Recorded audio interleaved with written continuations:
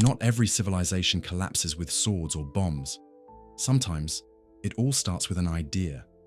Throughout history, ideas once seen as brilliant were turned into doctrines, ideologies, and policies that brought down empires, erased cultures, and justified horrors. In this video, you're going to discover 20 philosophies that, directly or indirectly, led entire civilizations to collapse. Some you already know. Others, you might actually follow without even realizing it. Get ready. What you're about to see might change the way you look at the power of ideas. Imagine a society where there's no longer any universal right or wrong, where values aren't fixed but shaped by personal preference, local culture, or whatever's most convenient in the moment. Sounds like freedom? Maybe.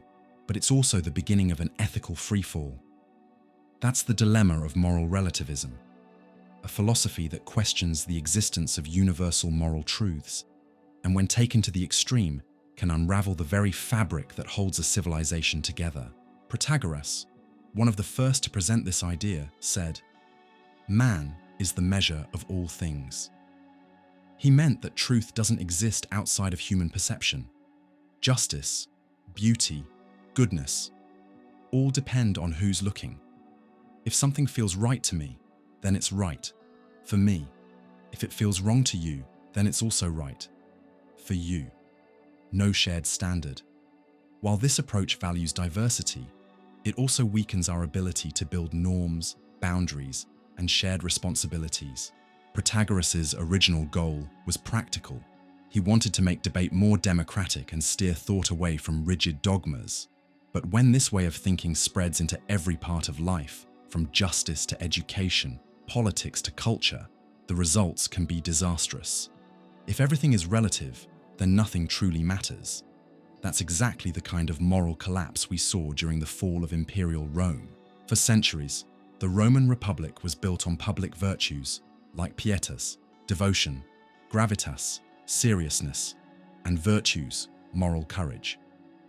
These were shared values, taught and expected. But over time, the glory of the empire replaced the discipline of the republic.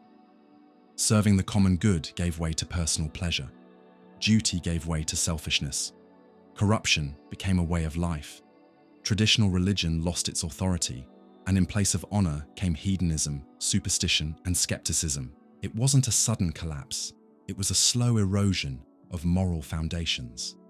And when external pressures grew, barbarian invasions, economic crisis, civil wars, Rome no longer had the ethical structure to hold itself up. A society can survive military defeat, but it rarely survives the loss of its moral compass. Nietzsche also saw this type of crisis. In his deep analysis of Western morality, he exposed the illusion of traditional universal values.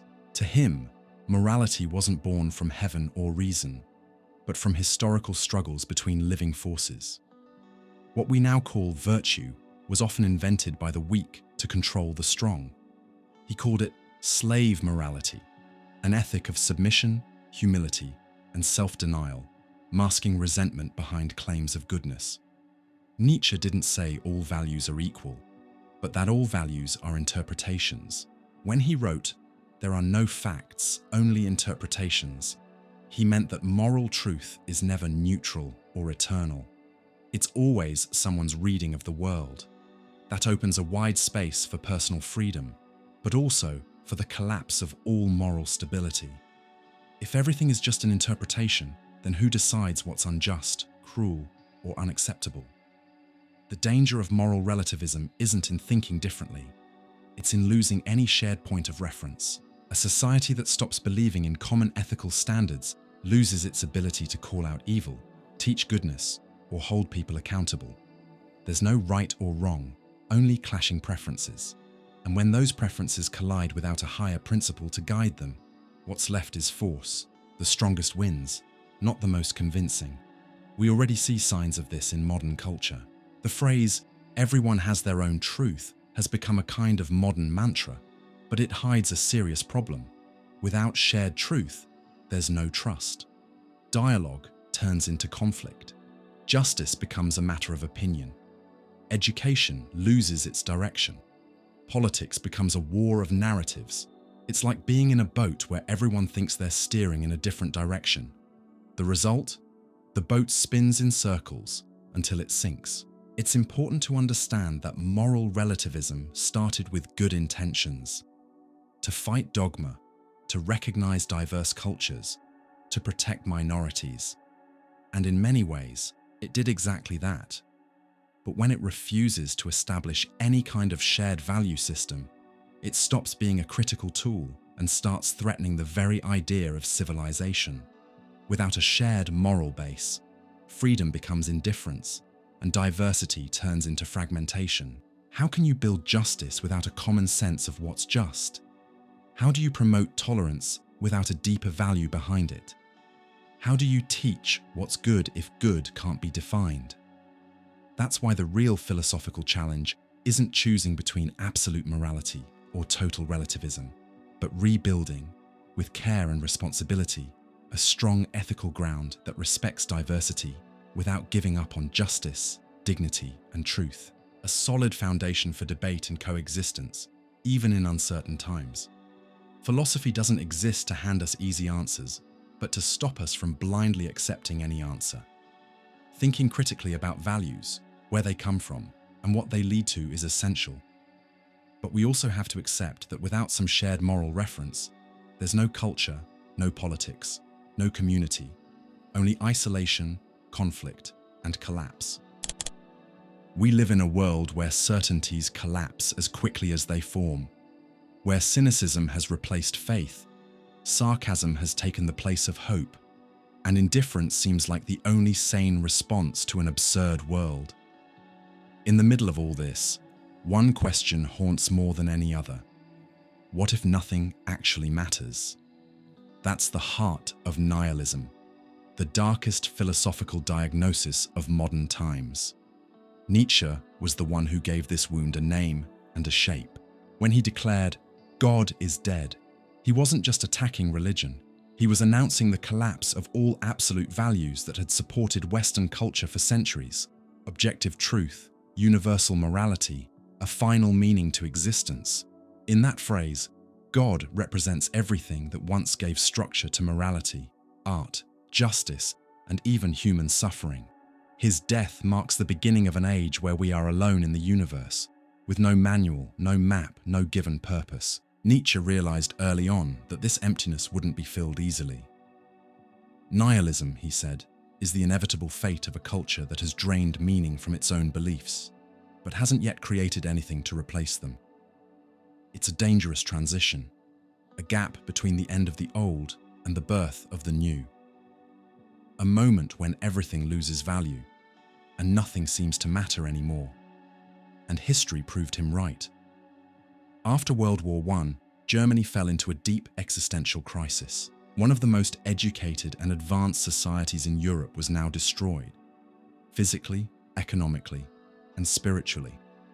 Cities lay in ruins, national pride was shattered, and the old institutions, church, empire, philosophy, seemed incapable of explaining the collective trauma. Nihilism took root there, not as a theory, but as lived reality. The German people experienced what Nietzsche called a crisis of values, a total loss of moral direction. Young people grew up with no faith, no trust, no sense of belonging. The Weimar culture, though artistically rich, reflected this inner emptiness in its decadent nightlife, its distorted art, and the biting irony of its intellectuals.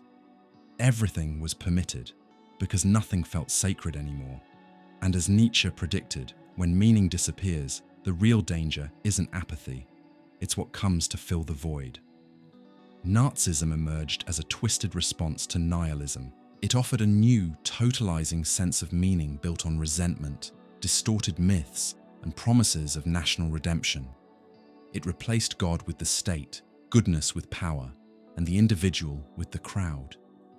It became a political religion, capturing the despair of a lost people and turning it into organized rage. The will to nothing, which defines passive nihilism, turned into a will to power, brutal, blind, and destructive. Ironically, Nietzsche would have hated it. His message was the opposite. Face nihilism without giving in to easy answers or authoritarian solutions. He spoke of the need for a new kind of human being, the Übermensch, someone who creates their own values, lives with courage in the face of emptiness, and gives meaning to life even when the universe doesn't. But few heard that call.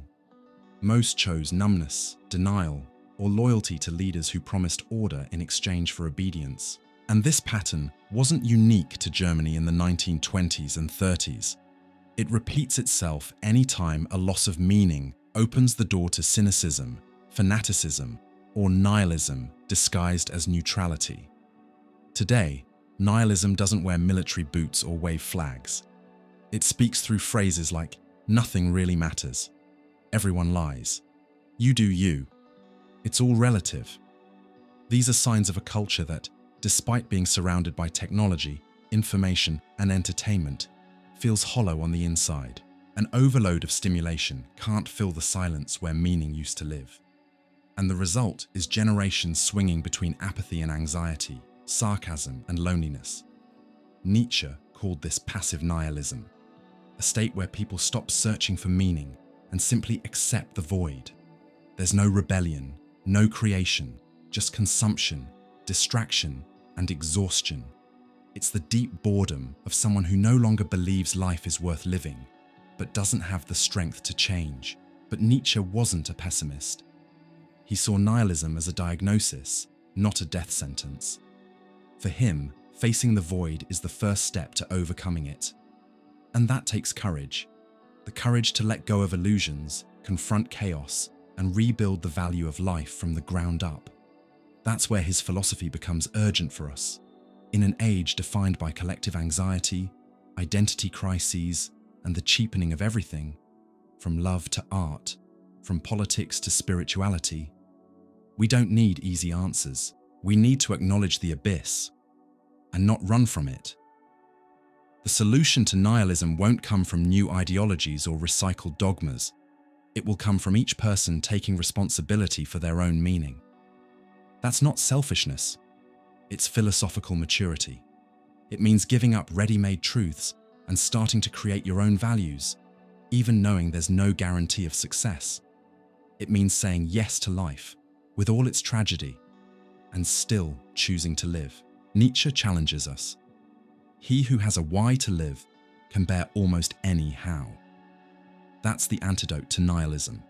To have a why not handed to you, but built with effort, reflection, and real passion for life. That's what can save us from the cynical numbness that has overtaken so many, and that in the past made space for horrors we're now forced to remember. This isn't just a philosophical question, it's an existential one. Why are you alive? What keeps you from falling into the void? And more importantly, what are you willing to create to keep from being swallowed by it? What if nothing could really be trusted?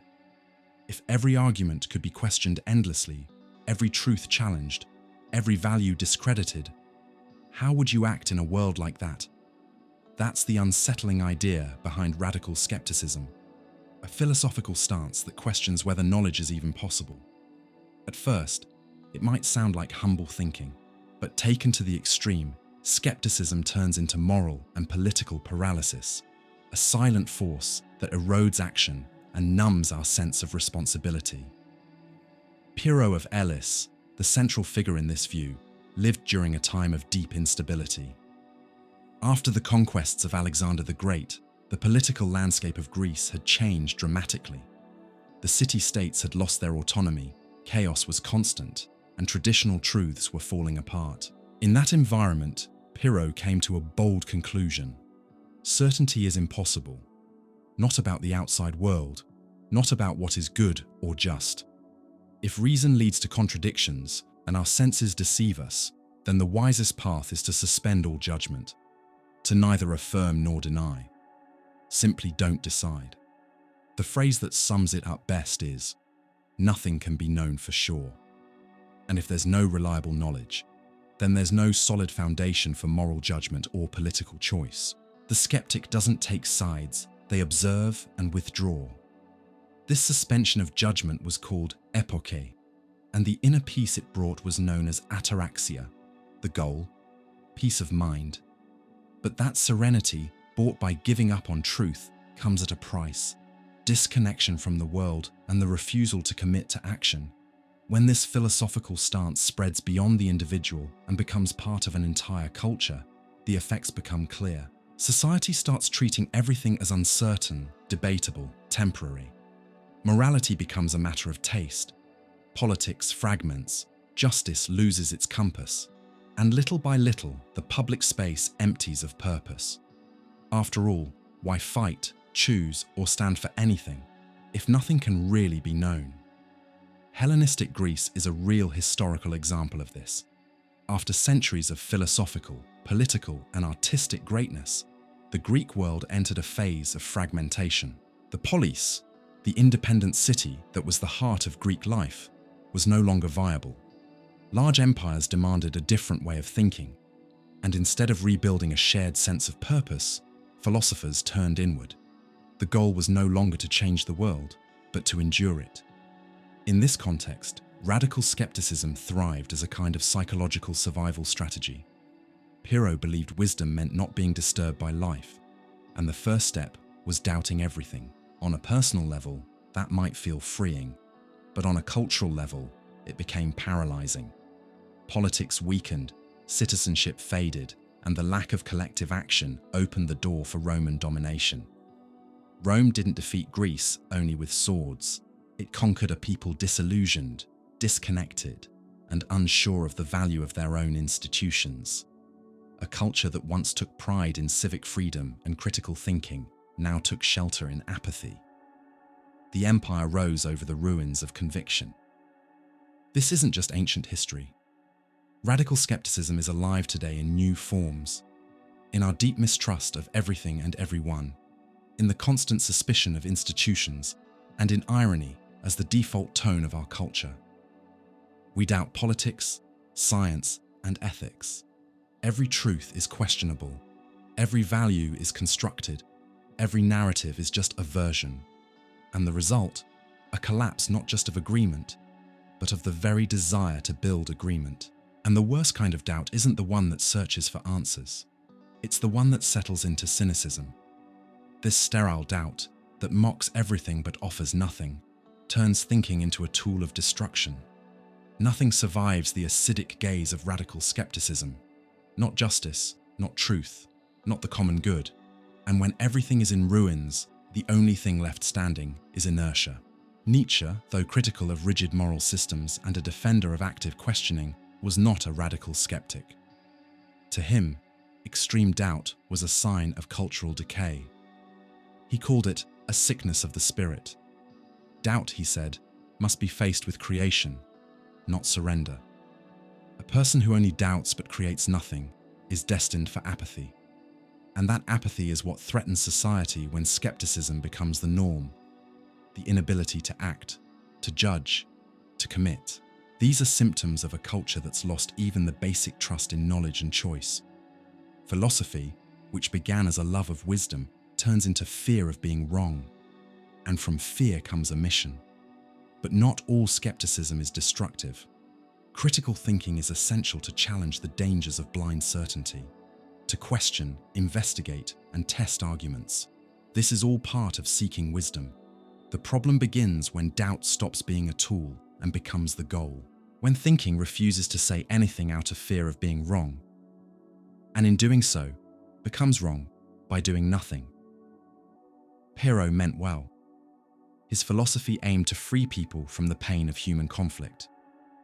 But when applied on a large scale, it created a culture of passivity, a generation that thinks but doesn't act, that watches but won't commit, that criticizes but doesn't propose. History shows us that real change needs conviction. Imperfect conviction, yes, but strong enough to move people. Without some level of certainty, there's no justice. Without standards, there's no law. Without belief in something, there's no civilization. So the real challenge isn't to eliminate doubt, but to move through it. To recognize that living requires choosing, and choosing demands responsibility. And every responsibility requires some kind of belief, even if it's a belief that's thoughtful, flexible, and open to revision. Skepticism should be a starting point, not the final destination. Because in the end, the world needs people who think and stand up. The greatest good for the greatest number. At first glance, this phrase sounds fair, rational, even compassionate. Who would argue against maximizing the well-being of society? That's the core idea behind utilitarianism, one of the most influential moral theories of modern times. Created by Jeremy Bentham and later refined by John Stuart Mill, utilitarianism evaluates our actions based on their consequences. If an action produces more happiness than suffering, it's considered morally right. But what happens when this logic is pushed too far? When the pursuit of collective good ignores individual dignity? When the suffering of a few is accepted as a necessary cost for the happiness of the many? That's where unlimited utilitarianism begins. A dangerous distortion of the original idea, turning happiness calculations into instruments of power and reducing human lives to disposable variables in the name of so-called progress. One of the cruelest examples of this logic played out in British-ruled India between 1876 and 1878. During that time, a series of devastating droughts hit the region. Millions of Indians were facing extreme famine, but instead of providing effective emergency relief, the colonial government, guided by utilitarian moral and economic ideas, chose to intervene as little as possible. Their reasoning was simple. Too much aid could distort the market. It might weaken the Indian work ethic. Interfering with supply and demand would hurt the economy in the long run. So they let people die by the millions. Between 6 and 10 million lives were lost, all in the name of balance, of some future version of the greater good. And this is where utilitarianism reveals its dark side. Who defines what the greater good is? Who decides whose suffering is acceptable and whose isn't? And most importantly, where do we draw the ethical line when sacrificing the individual for the collective? Jeremy Bentham was the first to argue that morality should be based on how much pleasure and pain our actions create. His famous utility calculus aimed to measure, almost mathematically, the effects of a decision on happiness. Everything could be calculated. The duration of pleasure, its intensity, how many people it affected, a moral equation.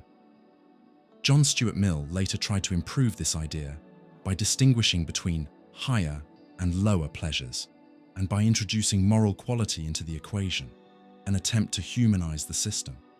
But neither Bentham nor Mill imagined that their theories, once placed in the hands of imperial powers and technocrats, would be used to justify atrocities. The issue isn't with utilitarianism as a tool for evaluating outcomes. The issue is the lack of limits. When the only metric for good is the total sum of results, individual dignity gets erased. Throughout history, governments and regimes have used this logic to justify abuse in the name of collective ideals, eugenics, a better future for the species, experiments on vulnerable populations, a necessary sacrifice for scientific progress, colonialism, a civilizing mission that would benefit future generations. All rational, all justifiable, if the final numbers look good. Unlimited utilitarianism turns morality into accounting and people into statistics. In practice, this unchecked philosophy ends up flipping the value of ethics. The real suffering of real people becomes a cost for abstract projects. We stop asking, is this just? And start asking, does this pay off? What begins as a rational tool for responsibility often ends in institutionalized indifference. The famine in India wasn't just a natural disaster, it was a political decision, rooted in a moral theory taken too far. And it's not an isolated case. You can find this kind of thinking everywhere. Public policies that sacrifice the most vulnerable to hit economic targets. Corporate decisions that ignore environmental or human impact as long as shareholders profit. Algorithms that shape our behavior to maximize clicks while ignoring basic human values. That's why later philosophers, especially Immanuel Kant, a sharp critic of consequentialism, argued for an ethical system that places the individual as an end, never a means. For Kant, the final result doesn't matter if the action violates a person's dignity. A human life can't be balanced out by another. Justice isn't a number, it's a principle. But the modern world, obsessed with results, efficiency and productivity, keeps flirting with brute utilitarianism. The real danger comes when we pursue results without ethical awareness, when we chase outcomes disconnected from the values that should guide them. Bentham believed he was founding a new science of morality, one based on clarity and reason. But maybe he forgot that human beings can't be reduced to formulas. The pain of one person can't be erased by the happiness of 1,000 if that pain was intentionally caused. Suffering isn't theoretical, it's real, it's human, it hurts. That's why it's urgent today to rethink the limits of utilitarianism. How far are we willing to go in the name of the greater good? How many exceptions are we willing to accept? Who gets left behind in these decisions? And above all, what does good even mean? And who gets to define it? Utilitarianism can be a useful tool to shape public policy, set social priorities, and assess real-world impacts. But it can't be our only moral guide. It must be balanced with justice, human rights, compassion, and a clear belief that the individual still matters, even when they're in the minority. Without that, we'll repeat the same mistakes. Maybe not with famine, but with exclusion, inequality, and dehumanization disguised as efficiency. Because evil in the 21st century rarely wears a villain's face. It comes with charts, rational arguments, and speeches about what's best for everyone. And behind that mask, there's often silence. The silence of those who were left out. The silence of those who weren't counted. The silence of millions, like those who died in India, who never asked to be part of a moral equation that ignored their pain. The ego is the center of morality. With that statement, Ayn Rand didn't just shock the intellectual world, she challenged it directly. To her, altruism was a destructive lie, self-sacrifice, a forced virtue. True goodness, she argued, lies in affirming the self, in celebrating the individual and living according to one's own interests, free from obligations to society, tradition, or the state. Her motto was bold and radical. Live for yourself. Rand's philosophy, known as objectivism, placed the ego at the very top of the moral ladder. The individual wasn't just a moral agent, they were the only thing that truly mattered. Anything standing between a person and their goals, collective morality, social norms, forced compassion, was, to Rand, a form of oppression. At the heart of her most famous novel, The Fountainhead, is her ideal hero, a man who never bends, never compromises his vision to please society. In Atlas Shrugged, this idea becomes a full-blown manifesto. When the creative and productive individuals withdraw from society, everything collapses. But what happens when that kind of ego-centered ethic plays out in the real world? When I becomes absolute and we becomes a burden? It may look like freedom until the collective cost becomes too high. Rand's ideas had a deep influence, especially in the United States, where her celebration of individualism resonated with the spirit of capitalism and meritocracy. Her philosophy found strong support among business leaders, free market economists, and politicians pushing for deregulation. Directly or indirectly, objectivism helped shape neoliberal rhetoric and policy starting in the 1980s, with Ronald Reagan and Margaret Thatcher as the era's key symbols, promoting free markets, individual initiative, and the rollback of state intervention. That's when massive financial deregulation began. The logic was simple and very Rand-like. Less interference means more freedom, more innovation, more wealth. Everyone pursuing their own interest would drive progress. Banks, brokerages, hedge funds, all were free to do as they pleased. If they succeeded, they'd profit. If they failed, they'd bear the cost. But this story ignored something crucial. When everyone plays only for themselves, the entire system is at risk. Ego worship, without ethical or institutional boundaries, doesn't just create freedom, it breeds greed, moral blindness, and collective irresponsibility. The 2008 financial crisis was the climax of this logic. For decades, financial markets had been building up hidden risks, inflating bubbles, giving out irresponsible loans, and inventing financial products so complex that no one knew what they were worth. All for the sake of profit, all justified by the idea that each player should act in pure self-interest, and that the market, like an invisible hand, would fix everything. It didn't. Millions lost their homes, their jobs, their life savings. But those directly responsible, bankers, investors, speculators, walked away with bonuses and government bailouts. The moral failure was hidden behind technical language. Rand's idea, the ego as virtue, had moved from philosophy to institutional policy. But we need to make an important distinction. Classical individualism, as promoted by thinkers like John Locke or Adam Smith, recognized limits. Individual freedom was tied to responsibility, to social contracts, to mutual respect. Even Smith, the father of economic liberalism, never defended total deregulation or the erosion of the common good. His invisible hand worked within a moral framework. Rand, on the other hand, promoted absolute individualism. To her, altruism was immoral. Mandatory solidarity was oppression. The only valid ethic was the unconditional right of the individual to pursue their own happiness. But in a real society, lives are connected.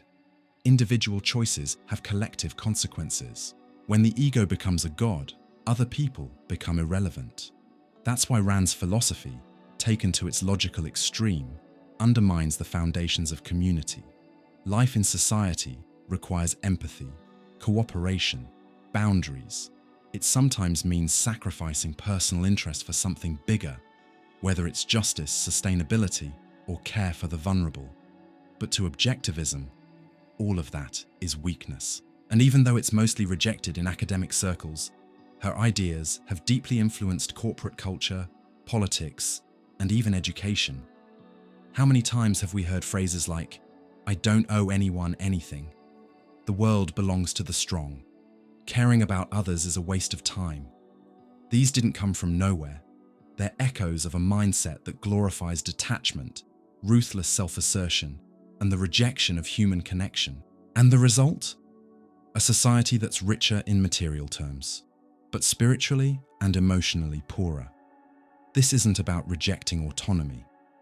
Individual freedom is a pillar of human dignity, but when I becomes too big, it overshadows the we, and a civilization that loses its sense of common good also loses its ability to sustain itself. Ego alone doesn't build bridges, raise children, heal wounds, or face global crises. Those tasks require something deeper, an ethic of interdependence. Even within modern liberal thought, many voices now question the excesses of individualism. Economists, sociologists, and philosophers agree that markets can't work without trust. Innovation doesn't thrive without some level of fairness. Freedom without connection becomes indifference, or even inhumanity. The 2008 crisis taught us, at a huge cost, that ego worship isn't sustainable, not morally, not economically, not spiritually. And as tempting as Rand's image of the heroic loner may be, the truth is, no one makes it alone. We need to restore balance. To value the individual, yes, but within a network of shared responsibility. To defend freedom, yes, but with the awareness that freedom only works when there is justice. Because in the end, true human greatness isn't about isolating from the world. It's about transforming it, together. Every big promise comes with a big risk. Historical materialism, developed by Karl Marx and Friedrich Engels, wasn't just a theory about politics or economics. It was an attempt to explain the inner mechanics of human history. Their view was simple and direct. History moves forward through class conflict. Masters and slaves, nobles and peasants, capitalists and workers. Society has always changed through exploitation and resistance. But they went even further. Class struggle isn't just inevitable, it's necessary. Because only through conflict, they believed, can systems of oppression be broken. The core phrase that sums it all up is powerful and clear. History is the history of class struggle. It's not just descriptive, it's prophetic. And like all prophecies, it comes with a cost. To Marx, institutions like religion, law, politics, and even morality were just reflections of the economic structure. There's no such thing as a neutral truth. What's presented as universal often serves the interests of the ruling class. Philosophy, then, shouldn't just interpret the world, it should transform it through revolutionary action. The mission of the working class was to destroy capitalism and, with it, the logic of exploitation. This idea had a massive impact on 19th and 20th century political thought. It inspired real social movements, exposed real injustice, and gave a voice to the oppressed. But it was also used to justify totalitarian regimes, mass violence, and the suppression of individual freedom, all in the name of a so-called inevitable future. The most tragic example of this distortion was the Soviet Union under Joseph Stalin. What started as a popular revolution in 1917, full of hope and the promise of equality, turned into one of the most brutal dictatorships of the 20th century. In the name of the inevitable march towards socialism, Stalin forcibly collectivized agriculture, wiped out opposition, controlled all thought, and turned the revolution into a machine of terror. The most tragic and symbolic event was the Holodomor between 1932 and 1933. Millions of Ukrainian peasants died from starvation caused directly by Soviet policies, grain confiscation, travel bans, and blocked humanitarian aid. Hunger became a political weapon, and it was justified as part of the cost of the revolutionary transition. In the gulags, millions were imprisoned in forced labor camps. Simply being labeled an enemy of the people was enough to be arrested, exiled, or executed.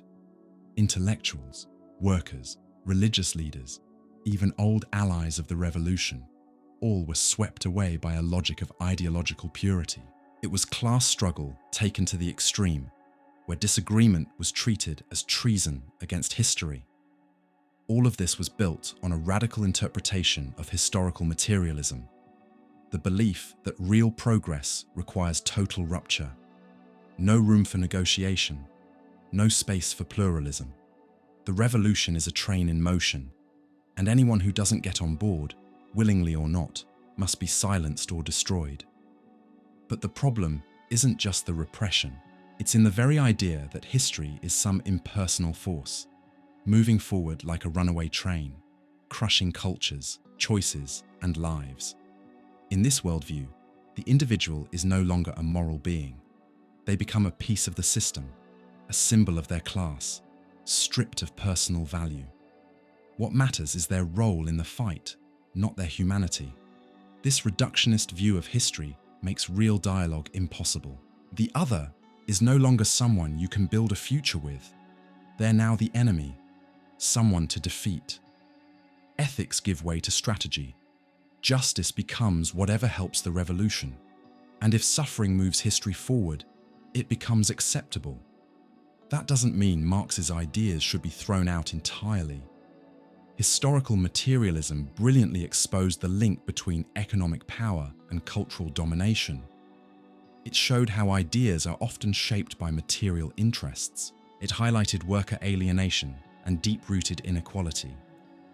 As a tool for social analysis, it remains powerful. But when this critical tool turns into an absolute doctrine, it stops being philosophy and becomes a blueprint for totalitarian social engineering. A theory that was meant to free people ends up being used to control them. Marx once said religion was the opium of the people. But in many regimes inspired by his ideas, Marxism itself became a kind of religion, rigid, unquestionable, and dogmatic. A belief system that promised future liberation in exchange for present obedience, and in the process, turned the present into a living hell. Even today, we still see echoes of this mindset in polarized political discourse, where society is divided into oppressors and oppressed, with no room for complexity. Yes, real injustice must be addressed, but the narrative of constant conflict as the only path to change leads to intolerance, resentment, and extremism. History proves that not every revolution leads to freedom, and justice can't be built by denying someone else's dignity. So the question we must ask is not just, what drives history, but also, what are we willing to sacrifice for an ideal future? And more importantly, is any revolution worth it if it costs us our humanity? Historical materialism pushes us to face the hard truths about power and inequality, but it should also remind us and warn us not to turn a theory into destiny. The fight for justice is necessary, but it must be done with awareness, ethical limits, and a refusal to turn others into enemies. History is shaped by choices, not just blind forces, and it's up to us to decide whether we want to repeat it or rise above it. What is real is rational. With this phrase, Georg Wilhelm Friedrich Hegel introduced a revolutionary and dangerously ambiguous idea. He wasn't just saying that what exists makes sense. He was claiming that everything that happens in history, wars, empires, revolutions, collapse, is part of a necessary movement of the human spirit toward freedom. According to Hegel, history isn't just a chaotic series of events, it's the visible expression of a higher order, reason with a capital R. In his philosophy, history is a stage where the drama of the absolute spirit unfolds. This spirit reveals itself progressively through institutions, nations, and cultures. Each era, each nation, each form of government represents a step in a dialectical process. Thesis, antithesis, synthesis, all moving toward the full realization of human freedom. So, something that seems unjust or violent in one moment might, in this logic, be seen as a necessary step in the historical process. This grand, but risky, vision was later distorted and used to justify some of the darkest moments in modern history. In theory, Hegel believed that reason was the organizing force of the world.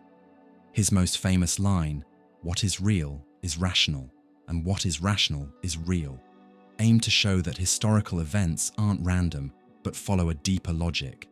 Reality, in this view, is where reason takes shape. Therefore, history has meaning. But when this idea is taken out of its philosophical context and used to serve power, it becomes a dangerous tool of justification. If reality is rational, then everything that happens, even wars, tyranny, and mass violence, can be interpreted as part of reason's grand plan. And if there's a plan, then anyone who resists it must be standing in the way of reason itself. This opened the door to twisted interpretations that later fueled Prussian expansionism and, eventually, authoritarian German nationalism. In the 19th century, Hegel's philosophy was used to justify the power of the state as the highest expression of historical reason. The state, especially the Prussian state, was seen as the instrument through which the spirit reached fulfillment. Freedom, then, wasn't found in the individual, but in the citizen fully integrated into a higher order: the nation, the government, the state apparatus. This provided a theoretical justification for centralized power, obedience to the state, and the suppression of dissent, all seen as obstacles to progress. Hegel himself wasn't an authoritarian, but his emphasis on historical rationality, combined with the idea of the state as the vessel of the spirit, helped pave the way for the worship of national power as a form of higher reason. In the 20th century, these ideas were recycled, twisted, and amplified. During the Third Reich, Nazi ideology reinterpreted Hegel to justify its expansionist politics, institutionalized racism, and belief in cultural supremacy. Nazism saw the German people as the bearers of a historical destiny, a nearly metaphysical mission. The Führer, as the embodiment of the collective will, was the agent who would fulfill that destiny. History, in this vision, was no longer shaped by human choice. It was fate. And fate, when taken as absolute, can no longer be questioned. That's the trap of historical idealism taken to the extreme, replacing moral responsibility with historical obedience. If history has a fixed path, then individuals no longer need to think, judge, or resist. They just need to fall in line with historical necessity, even if that necessity includes atrocities. Under this logic, war becomes purification. Oppression becomes a necessary phase of evolution. Genocide becomes an instrument of historical reason. Horrors are normalized, seen as the unavoidable cost of achieving an ideal future. And philosophy, which was born to question, becomes a tool used to justify power. This distortion of Hegel highlights a bigger danger, treating history as if it has a fixed purpose, a built-in destination, as if everything that happens is meant to happen. That kind of thinking kills freedom and erases responsibility. Because if the future is already written, who are we to resist it? But the truth is, history is not destiny. It's decision. It's made of choices, actions, mistakes, and resistance. And the rationality of history can never excuse violence. Because, as even Hegel suggested, what is real isn't always moral. Just because something exists doesn't make it just. Hegel was a complex thinker, often misunderstood. He didn't promote tyranny. His philosophy focused on how freedom develops through historical contradictions. But how his work was later interpreted by authoritarian followers and nationalist ideologues shows the danger of any philosophy that romanticizes the state or absolutizes history. This isn't a critique of reason. It's a critique of reason turned into dogma, not a rejection of history, but of history used as an excuse for violence. When people say, everything that happens is rational, they risk normalizing the unacceptable. They risk turning evil into inevitability and power into something untouchable. That's why so many later thinkers, like Kierkegaard, Nietzsche, and the existentialists, rejected this totalizing view of history. For them, the human being isn't just a character in some cosmic drama. He is free, and therefore responsible. Even today, we still hear echoes of this idea of historical necessity in political speeches that justify force in the name of a supposed ideal future. Governments say, we're on the right side of history. Movements claim, resistance is useless. Narratives silence the present in favor of a tomorrow that hasn't arrived. All of this, directly or indirectly, comes from historical idealism taken too far. But no progress justifies the suffering forced on others as if it's unavoidable. No historical destiny replaces personal conscience. No empire, no matter how rational it sounds, can erase the value of freedom. True historical reason can only be claimed when it respects human dignity. Otherwise, what we call reason is just a fancy name for authoritarianism. Not every idea is born to do harm, but some, when misused, become tools of cruelty disguised as science. Social Darwinism is one of those ideas. It borrowed the logic of evolutionary biology and twisted it into a social theory that normalized inequality, justified domination, and ultimately helped shape one of the darkest chapters in human history, scientific racism and state-sanctioned extermination in the name of science. Though inspired by Charles Darwin, it was Herbert Spencer who coined the infamous phrase, survival of the fittest. In nature, that might mean adapting to your environment.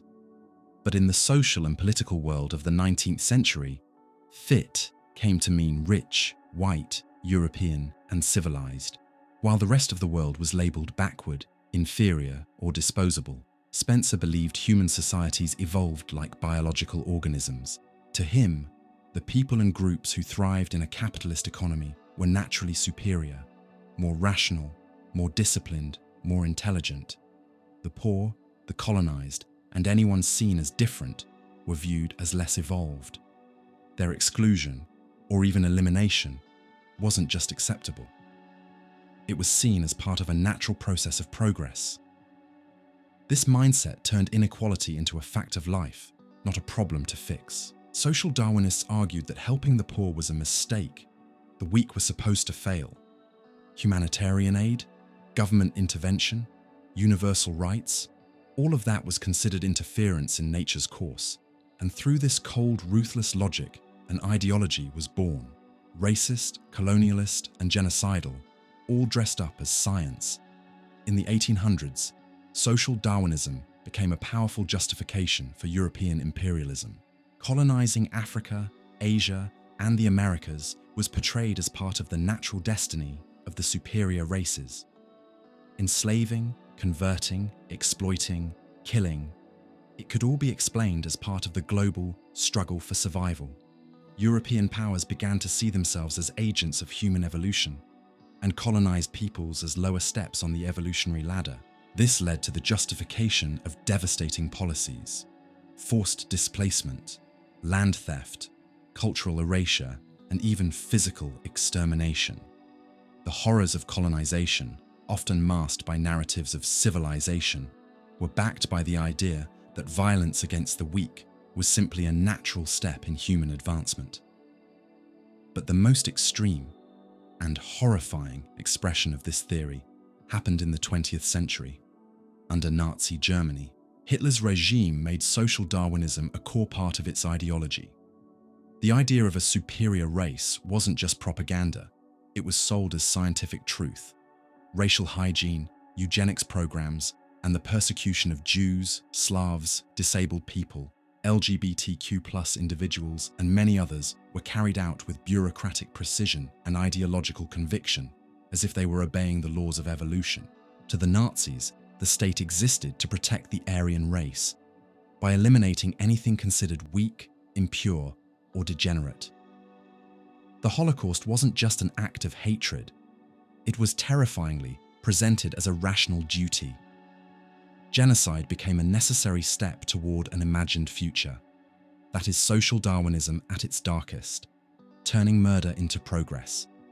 But this problem didn't disappear after the fall of the Nazis. Traces of this mindset still exist today, in policies that blame the poor for their own condition, in speeches that glorify meritocracy as moral proof of worth, or in ideologies that argue the inefficient should be removed for the sake of economic growth. Science without ethics can be used to justify anything. Social Darwinism is one of the clearest examples of that. By naturalizing inequality, it weakens the concept of human dignity. And once dignity is gone, human beings become nothing more than numbers, statistics, or obstacles. It's important to note that Charles Darwin himself never applied his theory this way. He never promoted a moral code based on natural selection. In fact, Darwin acknowledged the role of cooperation, empathy, and compassion in human development. The social application of his work came from others who often ignored the nuances, distorted the principles, and turned science into ideology. Philosophically, social Darwinism is a kind of biological reductionism, trying to explain all human life through instincts of competition and survival. It ignores culture, morality, free will, and reason. Everything that makes humans more than just animals reacting to their environment. It rejects the role of ethics as a force that resists natural brutality. But what makes us human is not accepting the law of the jungle, it's challenging it. We created justice to oppose brute strength. We created solidarity to protect the vulnerable. We created human rights to say, just because something is possible doesn't mean it should be done. History shows that ideas matter, and when an idea is born without ethical limits, it can justify unspeakable things under the appearance of logic. Social Darwinism proves this. It turns survival into ideology, power into virtue, and the suffering of others into something natural, even desirable. Now more than ever, we need critical thinking. We need to tell the difference between science and pseudoscience, progress and domination, adaptation and injustice. We need to remember that a life's value isn't measured by its productivity, but by its humanity. Because if we accept that only the fittest deserve to live well, then there's no room left for justice, only for power. And wherever power becomes absolute, civilization begins to rot from the inside. Populations grow faster than resources. That's the core idea behind the theory proposed by Thomas Malthus, an 18th century English economist and clergyman. What began as an economic warning eventually became one of the most inhuman ideas of the modern age, when taken out of context and twisted into policy. His logic was simple, blunt, and when distorted, deeply cruel. Population grows geometrically, while food and resources grow arithmetically. The result? Famine, poverty, and death are inevitable. To Malthus, these weren't just natural outcomes. They were necessary balancing mechanisms. Epidemics, wars, and especially famine were seen as nature's way of keeping population in check. And according to him, any attempt to intervene, like offering public aid to the poor, would only make things worse. In his most influential work, an essay on the principle of population, 1798, Malthus argued that the state shouldn't help the poor. Doing so would interfere with nature's laws. His message was chillingly clear. Letting people die was part of the natural order, and that idea didn't stay in books. During the Great Irish Famine, 1845-1852, this worldview was applied with brutal consequences. Millions of Irish people, dependent on a single crop, the potato, saw their food supply wiped out by disease. Starvation spread quickly. But what made the disaster worse wasn't just the crop failure. It was the ideological response of the British Empire, heavily influenced by Malthusian thinking. Instead of launching an urgent relief effort, the British government followed a policy of non-interference. Their logic: helping the Irish on a large scale would only reward poor population management. In this mindset, famine was just a painful but necessary natural correction. It was nature doing its job, reducing the number of people who couldn't support themselves. The result was a biblical-scale tragedy. Over 1 million people died, and another million fled the country. Meanwhile, England continued exporting food, grain and meat, from Ireland, even as the Irish starved. The calculation was cold. Maintaining the economy and free market logic was more important than saving lives. This is where social Malthusianism comes from. It's not just a theory about population. It's an ideology that normalizes inequality and justifies abandonment. By claiming that there aren't enough resources for everyone, it implies that some people must be left behind. But who decides who those people are? What defines a life's worth?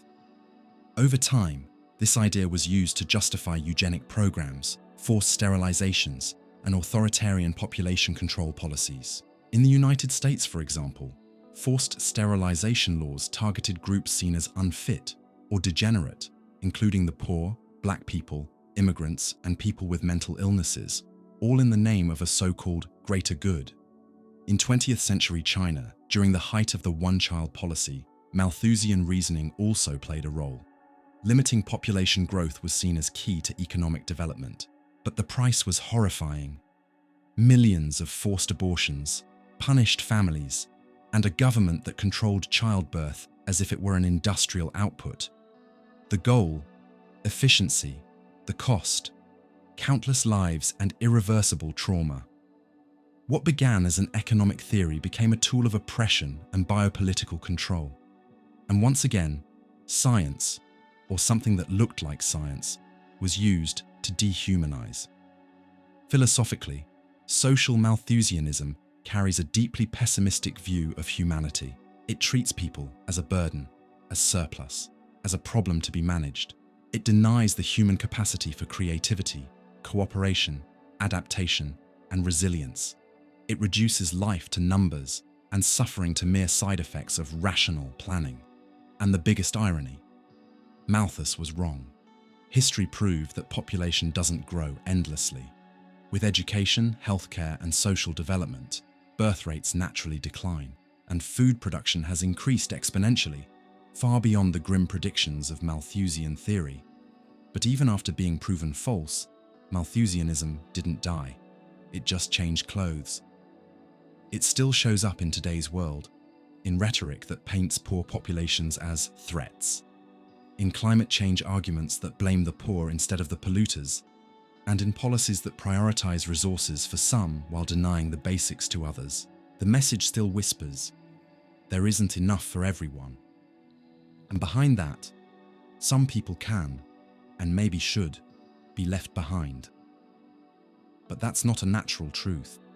It's a political, economic, and ethical choice. And every time humanity has chosen that path, it's chosen violence disguised as pragmatism. It's the role of philosophy, and of any thinking that cares about human dignity, to reject this fatalistic logic. Because a life's value can't depend on spreadsheets. Justice shouldn't depend on scarcity. Compassion can't be dismissed in the name of efficiency. The true measure of a civilization isn't how it treats the wealthy, but how it protects the vulnerable. Not how much it produces, but how much it cares. Not how well it manages populations, but how well it recognizes people. Social Malthusianism teaches us, by contrast, an essential truth. Any theory, when stripped of ethics, can be used to justify the unthinkable, and reason, without humanity, becomes nothing more than a cold permission to let people die. Destroying authority is the path to human liberation. That phrase sums up the heart of collectivist anarchist philosophy, a vision shaped by thinkers like Mikhail Bakunin and Peter Kropotkin. To them, power, in any centralized form, was inherently oppressive. The state, the government, hierarchy, police, laws, none of it protected freedom. In their eyes, it crushed it.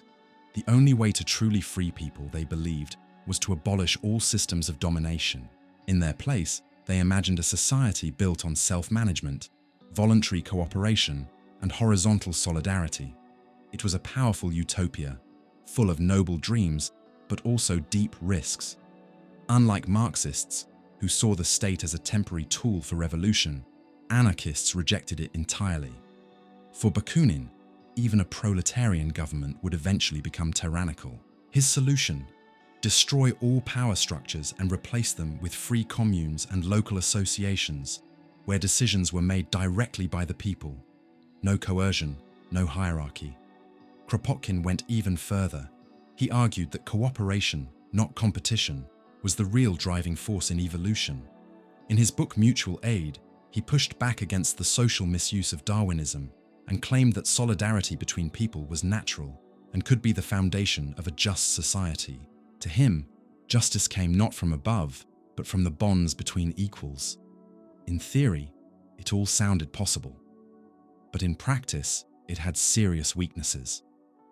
The most famous real-world test of collectivist anarchism happened during the Spanish Civil War, 1936-1939. In areas like Catalonia, where the CNT, National Confederation of Labour, and other anarchist federations took control, anarchism went from ideal to reality. Land was collectivized. Factories were run directly by the workers. Hierarchies were abolished. It was a revolution with no bosses, no parliaments, no centralized state. For a brief time, a new form of society took shape, free, grassroots, decentralized. But it was also fragile. While the anarchists were building a society without hierarchy, Franco's fascists were moving with military discipline, centralized command, and brutal efficiency. Without a strong structure, anarchist forces struggled to coordinate. Their militias were autonomous and often refused to cooperate.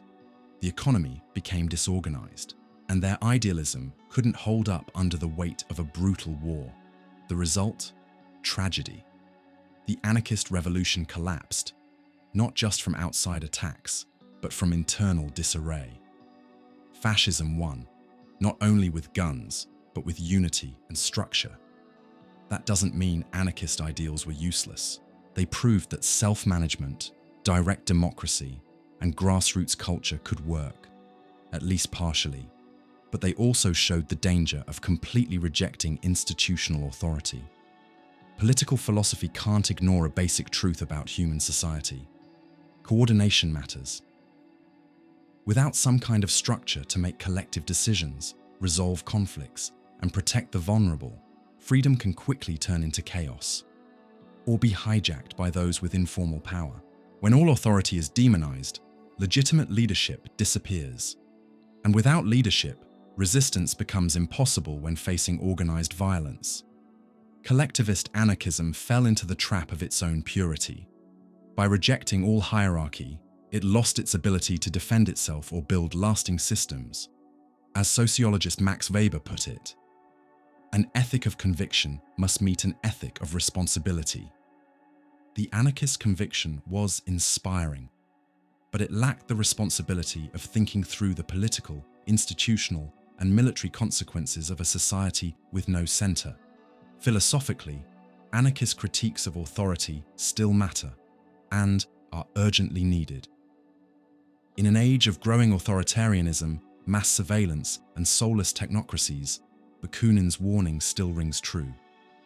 When power concentrates, it tends to dominate. But between a totalitarian state and total absence of structure, there is a wide, and still underexplored, space for systems that balance freedom and coordination, autonomy and responsibility, decentralization and functional order.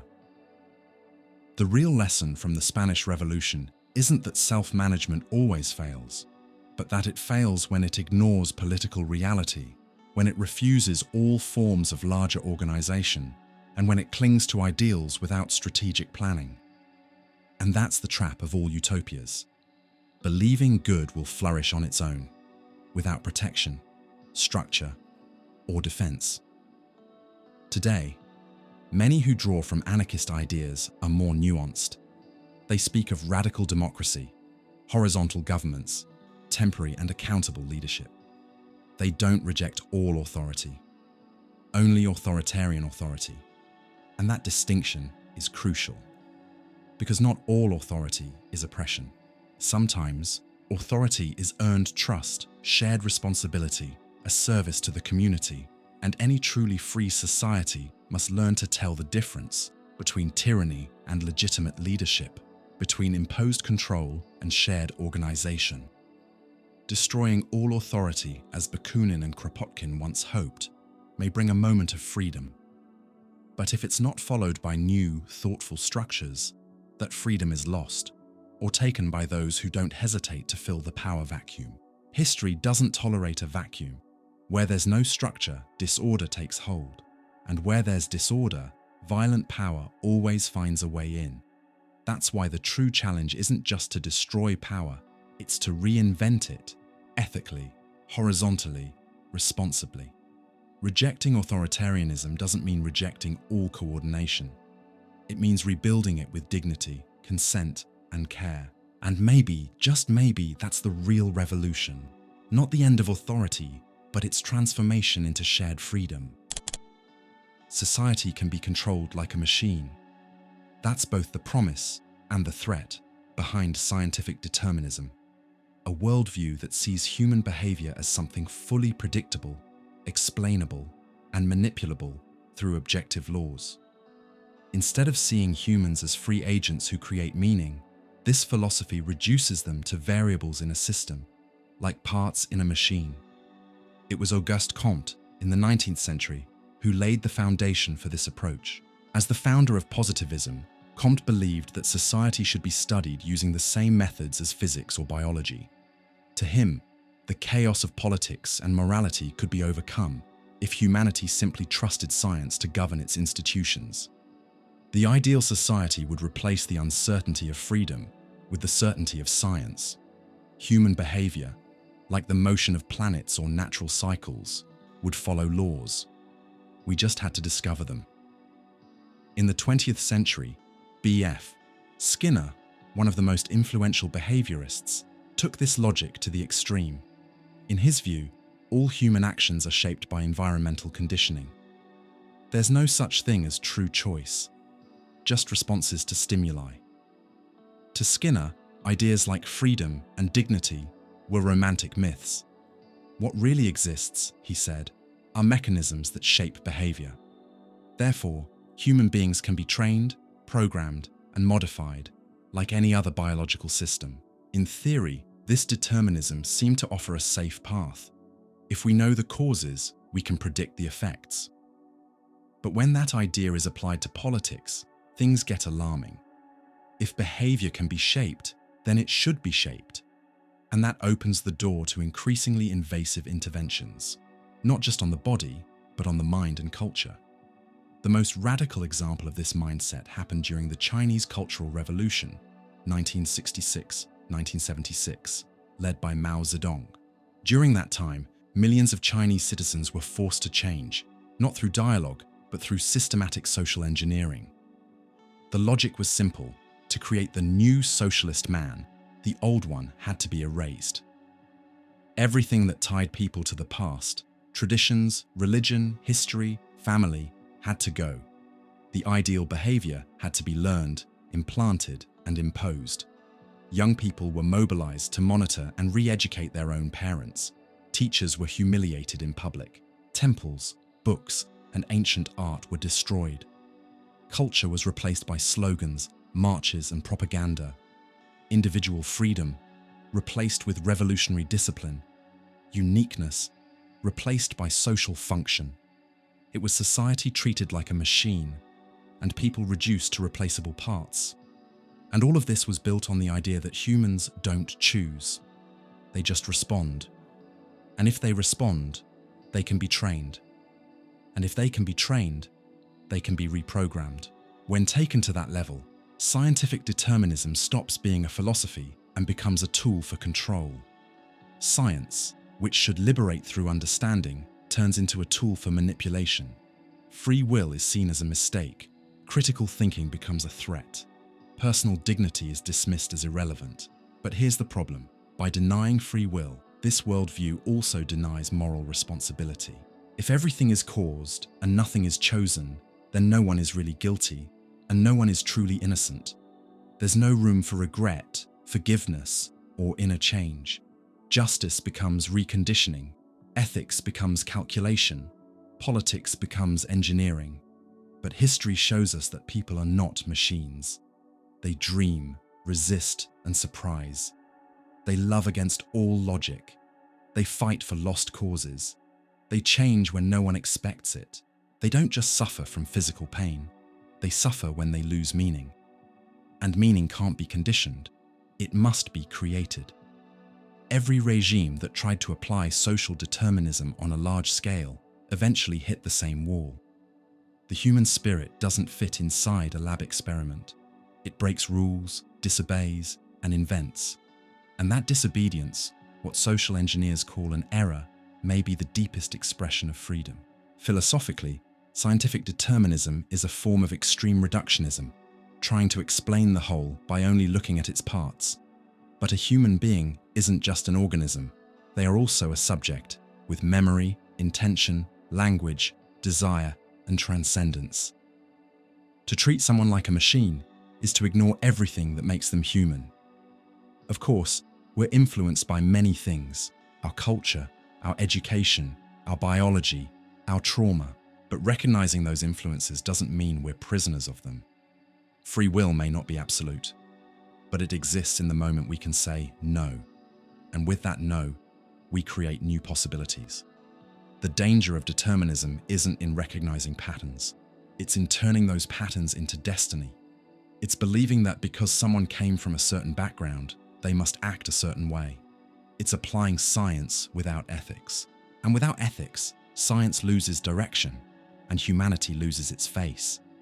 Today, with the rise of neuroscience, artificial intelligence, and algorithms that predict our behavior, determinism is making a comeback. Social networks anticipate desires, platforms shape opinions, governments monitor habits, companies predict what you'll buy before you even know you want it. Are we becoming too predictable? Are we trading freedom for convenience?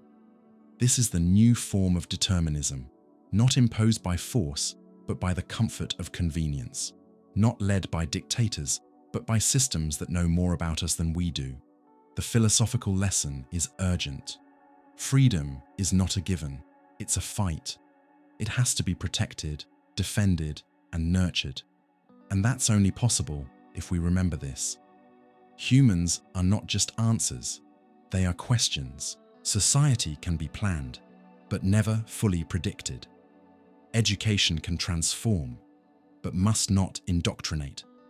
Science can help us understand the world, but it must never be used to control the human spirit. Because in the end, nothing is more dangerous than a theory that claims to explain everything and ends up justifying anything. Knowledge doesn't always walk hand in hand with wisdom. Throughout history, there have been moments when reason, instead of elevating human dignity, was used to reduce it to numbers, gears, and functions. That was the direction taken by much of modern thinking, especially through two key figures, Francis Bacon and René Descartes. The philosophy that emerged with them didn't just value the scientific method, it placed it at the center of everything. Reality came to be seen as mechanical, calculable, and controllable.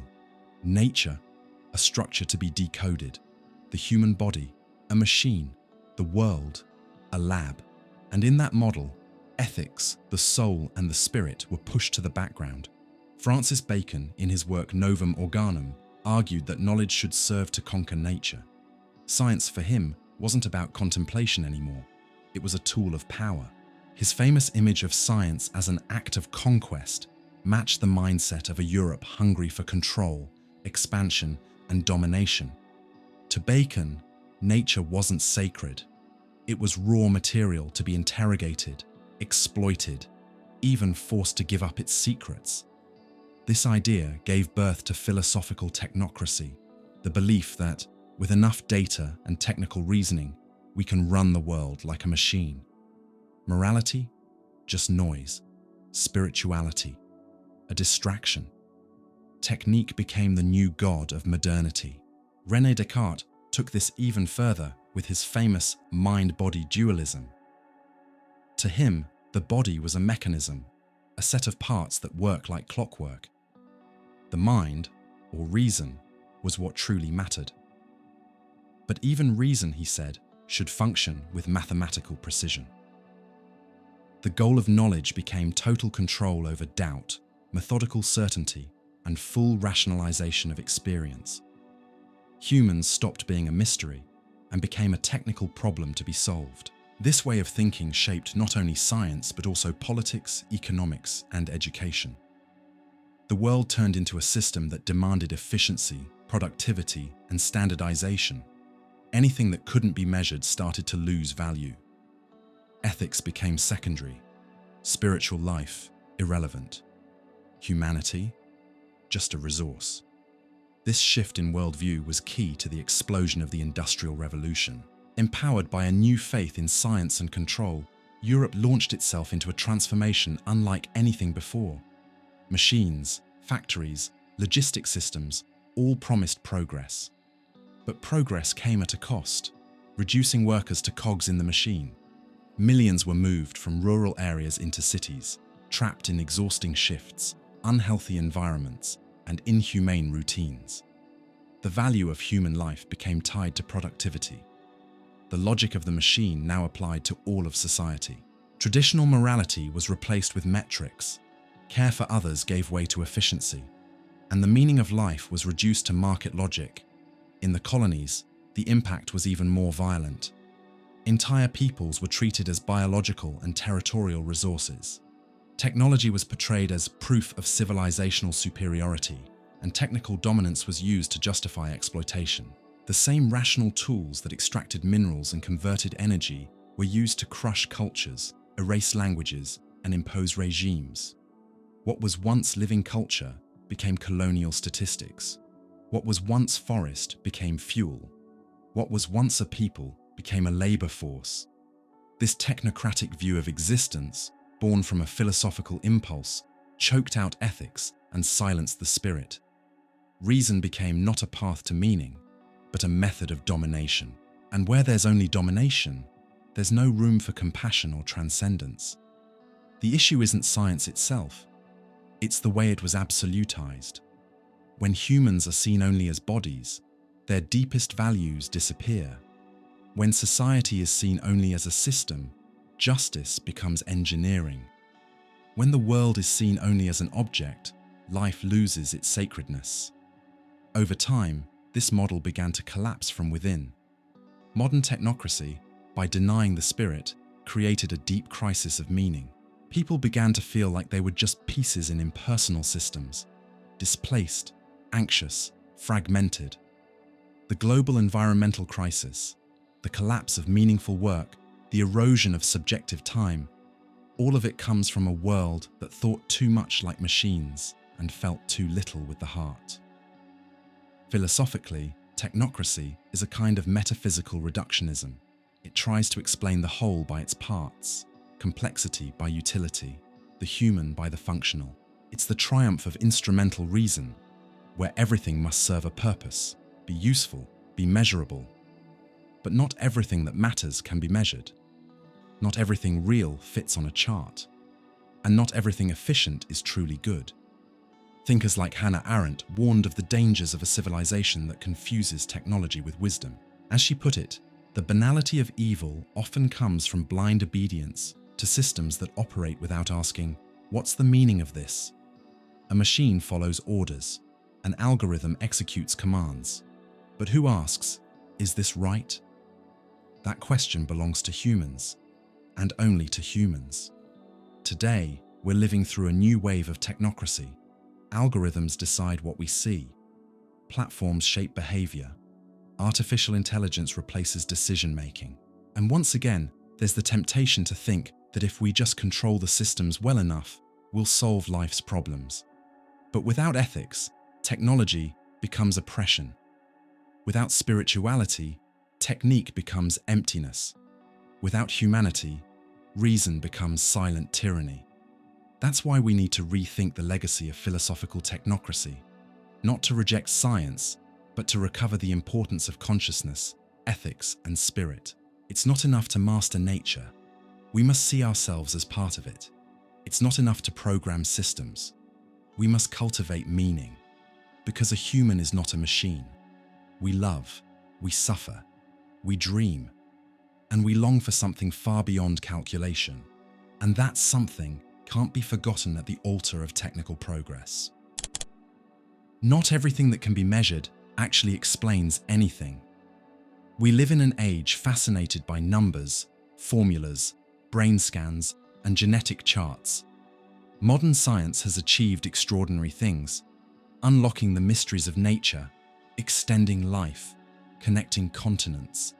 But alongside this progress, a dangerous trend has emerged: scientistic reductionism, the belief that everything, absolutely everything, can be explained by biology, chemistry, or algorithms.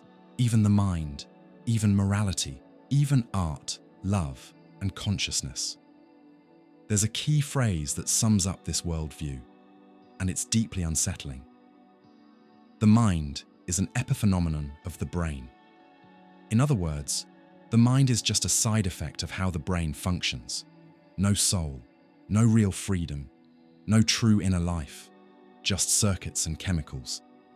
Two of the most prominent voices in this school of thought today are Richard Dawkins and Daniel Dennett. Dawkins, in books like The Selfish Gene, argues that human beings are essentially vehicles for their genes. Our culture, our beliefs, our behaviors, all of it, he says, is just a clever strategy for genetic reproduction. Even the complexity of social life is, in this view, just another way to pass on biological code. Dennett, in works like Darwin's Dangerous Idea and From Bacteria to Bach and Back, applies this logic to the human mind. For him, consciousness is just an emergent phenomenon, fully explainable by computational mechanisms and evolutionary processes. Free will, in this worldview, is simply a sophisticated trick of the brain. But here's the deeper philosophical problem. When everything becomes biology, meaning disappears. If love is just a hormonal reaction, if justice is just an evolutionary advantage, if art is just a sexual courtship strategy, then everything that makes up the soul of a culture starts to feel empty. Ethics becomes adaptation, spirituality becomes dysfunction, freedom becomes illusion. And when this kind of thinking becomes extreme, it doesn't just flatten human complexity, it paves the way for dangerous forms of social engineering. That's where radical transhumanism comes in. a movement that seeks to overcome the biological limits of the human species through technology. The promise is seductive: bodies immune to aging, minds enhanced by artificial intelligence, the end of pain and fragility. But behind this utopian vision lies a dark idea. Human beings, as they currently are flawed and should be upgraded. If the mind is just the brain, if identity is just data, why not improve it all? Why not discard what we feel, what we suffer, what we are, all for the sake of greater efficiency? The ethical consequences are devastating. What happens to those who can't evolve? Will those who can't plug into the new techno-scientific era be seen as outdated? And what defines the value of a life, if not dignity, but processing power? This is the philosophical thread connecting scientistic reductionism to radical transhumanism. If everything can be coded, then everything can be replaced. Bodies, emotions, decisions, stories, all turned into software.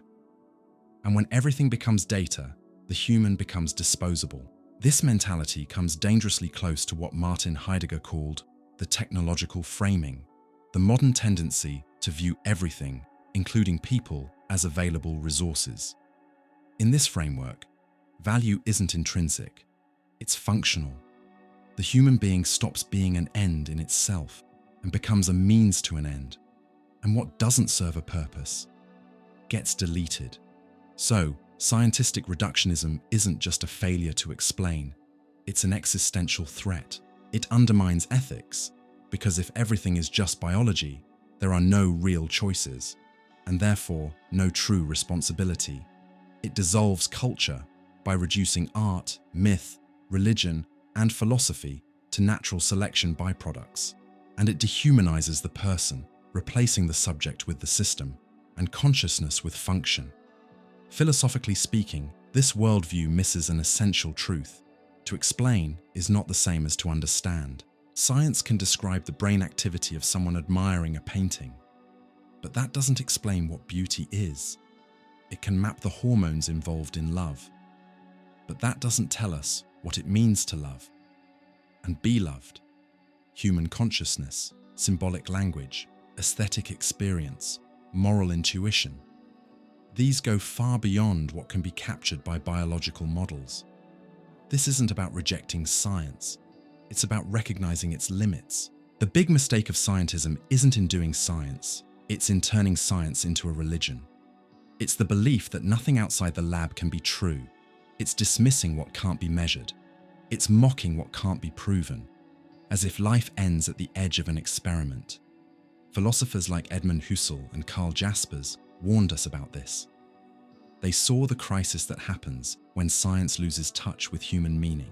Phenomenology, for example, reminds us that all scientific experience begins with a subject who interprets the world, and that subject can't be ignored. Culture is not just biological adaptation, it is also the creation of meaning, and meaning, by its nature, cannot be reduced. Today, with the rise of AI, neurocapitalism, and digital surveillance, the risk of treating humans as just code is greater than ever. But the more we advance technologically, the more urgent it becomes to protect what science cannot replicate: ethical awareness, subjective value, the mystery of being. Because a human is not just a body, not just a brain, not just data. We are memory, language, symbolism, freedom, transcendence. And any theory that forgets this, no matter how clever, fails, because it doesn't speak to who we truly are. Scientistic reductionism doesn't fail for lack of facts. It fails for lack of meaning. And without meaning, there is no culture, no justice, no humanity. Only what can be verified is true. This phrase sums up the spirit of Positivism, a philosophical movement that deeply shaped modernity and still echoes today in institutions, governments, and education systems. Created by Auguste Comte in the 19th century, Positivism was born as a project to reorganize human life based solely on science and objective reason. The promise was clear: if we set aside metaphysics, religion, and subjective feelings, We could build a society ruled entirely by facts, ordered, predictable, and therefore controllable. But what began as a vision of rational progress quickly turned into a philosophy that excluded the depth of human experience. By declaring that only what can be empirically verified has value, Positivism pushed aside everything that makes up the richness of the human spirit: tradition, faith, intuition, imagination, symbolism. For Kant, humanity had gone through three stages: the theological, the metaphysical, and the positive. The first was dominated by religion, the second by philosophical speculation, the third, the ideal, would be ruled by science. In this final stage, religious and philosophical knowledge no longer had any legitimate social function, giving way to scientific authority. Science was not just a way to understand the world, it became the very foundation of truth. This project of order and progress, a phrase that became the core of positivist thinking, and later the slogan on Brazil's national flag, aimed to rebuild society like a precise machine, where everything operates under rational laws. Politics should be replaced by social engineering, morality by statistics, spirituality by sociology, culture by technique. That's where positivism stopped being a method and became a technocratic ideology. Once only measurable things mattered, anything that couldn't be quantified, like art, emotion, or faith, started to be seen as an obstacle, a delay, a mistake to be fixed or erased. In Brazil, this mindset gained real and tragic power during the military dictatorship from 1964 to 1985. The regime, though conservative in values, was deeply modern in its vision of power, shaped by a technocratic focus on planning, control, and development. The military saw themselves as managers of order, using a distorted version of positivism to justify centralized power, the silencing of dissent, and the repression of alternative forms of knowledge. The direct influence of positivism on the mindset of Brazil's military leaders is clear. The Praia Vermelha military school in the 19th century was a key center for spreading Comte's ideas. Many of the officers who led the 1964 coup were trained in this way of thinking. Politics should be technical, not ideological. Society should be controlled, not questioning. Order and progress became the literal flag of the nation, but at what cost? During the regime, culture was treated with suspicion, or even as a threat. Indigenous knowledge, Afro-Brazilian traditions, popular expression, alternative religions, all were pushed aside or persecuted. Anything that didn't fit into the state's rigid planning was labeled as subversive, irrational, or unproductive. The media was censored, universities were raided, art was policed, all in the name of cold, impersonal, mechanical rationality, all in the name of science, but without a conscience. In that context, positivism showed its dark side, a philosophy that, in eliminating doubt, also eliminated freedom. By putting science in place of ethics, it made technicians the masters of human life. By dismissing the symbolic, it killed the soul of culture. By rejecting mystery, it erased any room for transcendence. And the paradox is painful. A philosophy built to free humanity from ignorance ended up being used to justify oppression. Because when only what is verifiable is seen as true, everything subjective, like pain, desire, and faith, loses legitimacy. And when subjectivity loses value, the human being becomes just another variable in the system. Philosophically, positivism is a form of totalitarian epistemology. It tries to reduce the whole of human experience to a single way of knowing. But truth is not one thing. There are scientific truths, yes, but also poetic, ethical, and spiritual truths. There is reason, but there is also meaning. There is calculation, but also contemplation. The great mistake of positivism was confusing clarity with completeness. Just because something is clear and measurable doesn't mean it captures the whole of reality.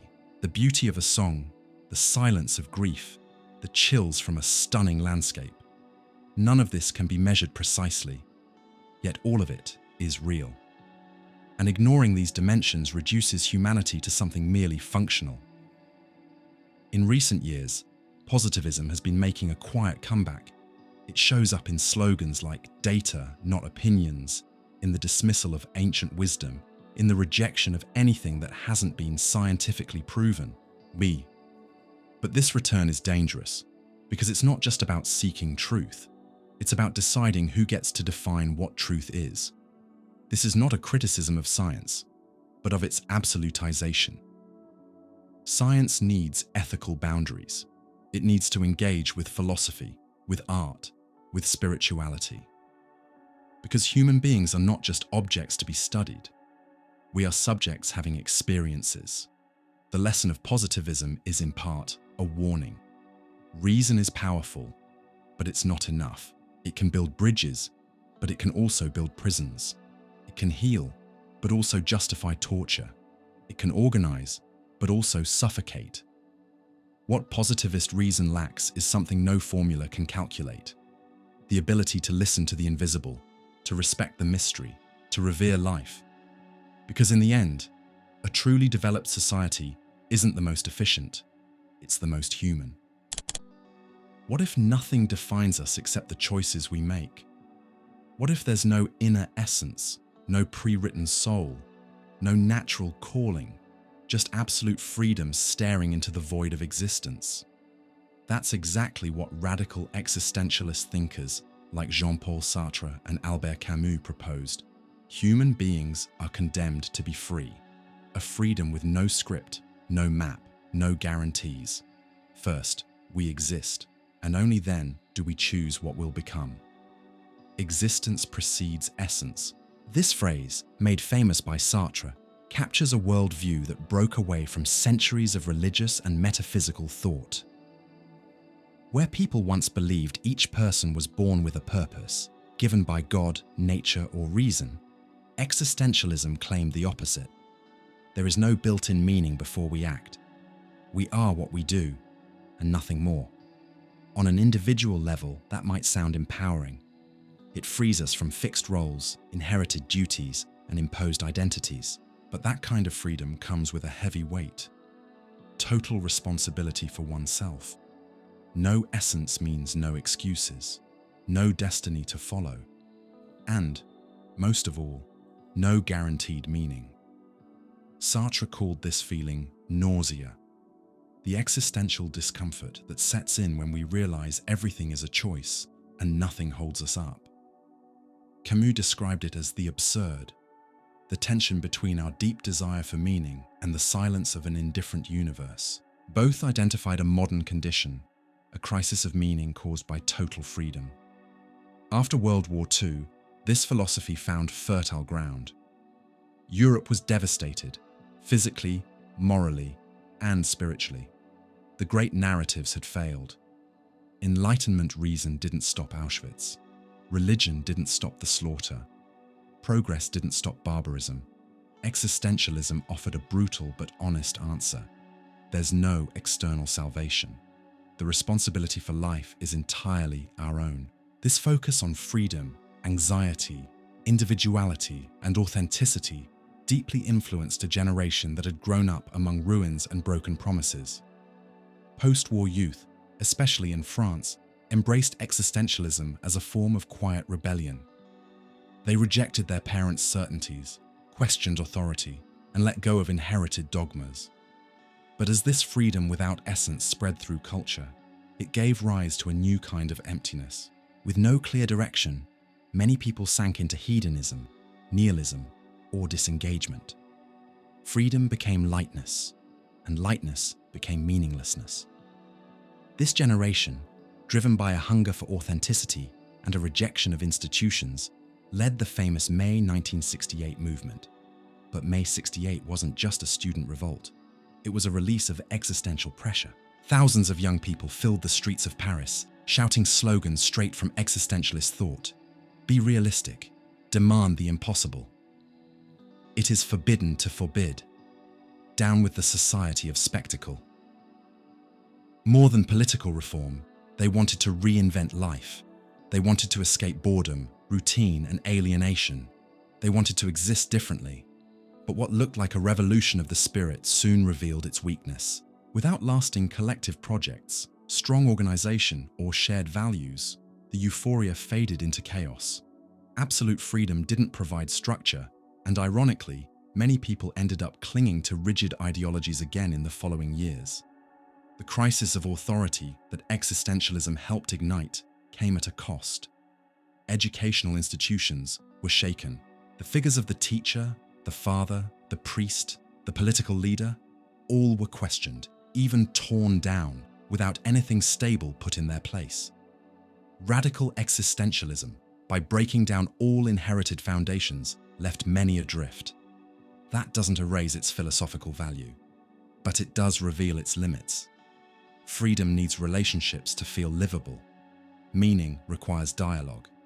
Identity needs roots. Sartre believed that even without essence, people could still freely commit to collective projects.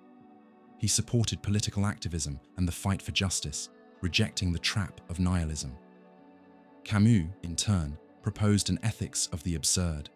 A life without ultimate meaning should still be lived with dignity, revolt, and commitment to human values like solidarity, justice, and compassion. Both recognize that freedom, taken to the extreme, can collapse into despair. That's why they tried to fill it with meaning, even if not absolute. For Sartre, that meant responsibility. For Camus, it meant clear-eyed awareness of the absurd. Philosophically, radical existentialism reminds us that we're not determined by nature, culture, or fate, but also warns us, without conscious choices, without moral responsibility, freedom becomes disorientation. In a world where everything is possible, everything also becomes meaningless. And when nothing matters, anxiety replaces excitement. The lesson is deep. Freedom is not the absence of limits. It's choosing with awareness. Authenticity isn't rejecting all tradition. It's turning legacy into living presence. And meaning isn't something given. It's something we build in the encounter between self and other. Today, in a world full of options but lacking direction, radical existentialism still echoes, not as a final answer, but as a powerful question. What are you doing with your freedom? And what's stopping you from creating meaning, right here, right now, with what you've got? What happens when all certainty is taken apart? When a text no longer says what it seems to say? When the self is no longer a stable center, but just a result of language? When truth is no longer absolute, but a temporary, fragile construction?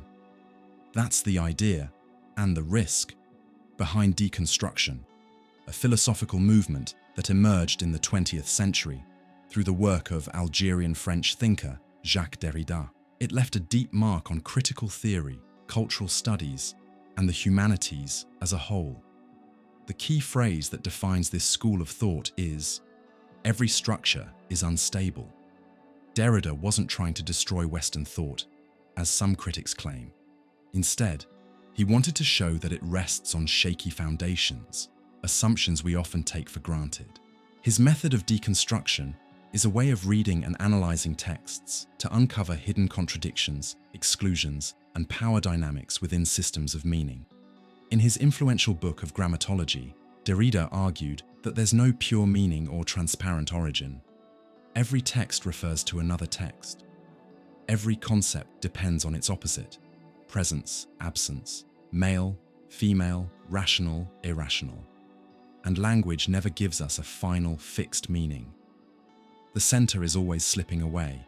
This way of thinking revolutionized fields like literature, philosophy, psychoanalysis, sociology, and later, gender, race, and identity studies. It challenged the big Western narratives, reason, science, identity, progress, by showing they were not neutral truths, but cultural constructions tied to power. At first, this approach helped give voice to groups and ideas that had been silenced or left out, but it also paved the way for something more complicated: a culture of constant suspicion, where no foundation holds for long, and where every claim to truth is seen as a form of oppression. By taking apart fixed meanings, deconstruction weakened ideas like a stable self, shared meaning, or common morality. If truth is just a product of language, and language is always shifting, then what's left to hold on to? This way of thinking strongly influenced modern social movements, especially those that challenge traditional norms around gender, race, class, and sexuality. And that critique is important. Many things we assumed were natural or universal, like masculinity, whiteness, rationality, were actually built in opposition to what was excluded. Deconstructing those ideas matters, but over time, this critical lens began turning on everything. The self became fluid. Truth became narrative. Identity became performance. And what once felt like liberation started to feel like fragmentation. This led to a cultural paradox. The more people fight to be recognized, the harder it becomes to share a common language. Social groups started defining themselves in such specific and personal ways that dialogue between them became more difficult. Politics turned into narrative battles, education became a battleground, and truth became a minefield, where every word can be questioned, but almost nothing can be built. Critics began calling this cultural polarization. Universities, classrooms, and debate spaces grew tense with clashing worldviews.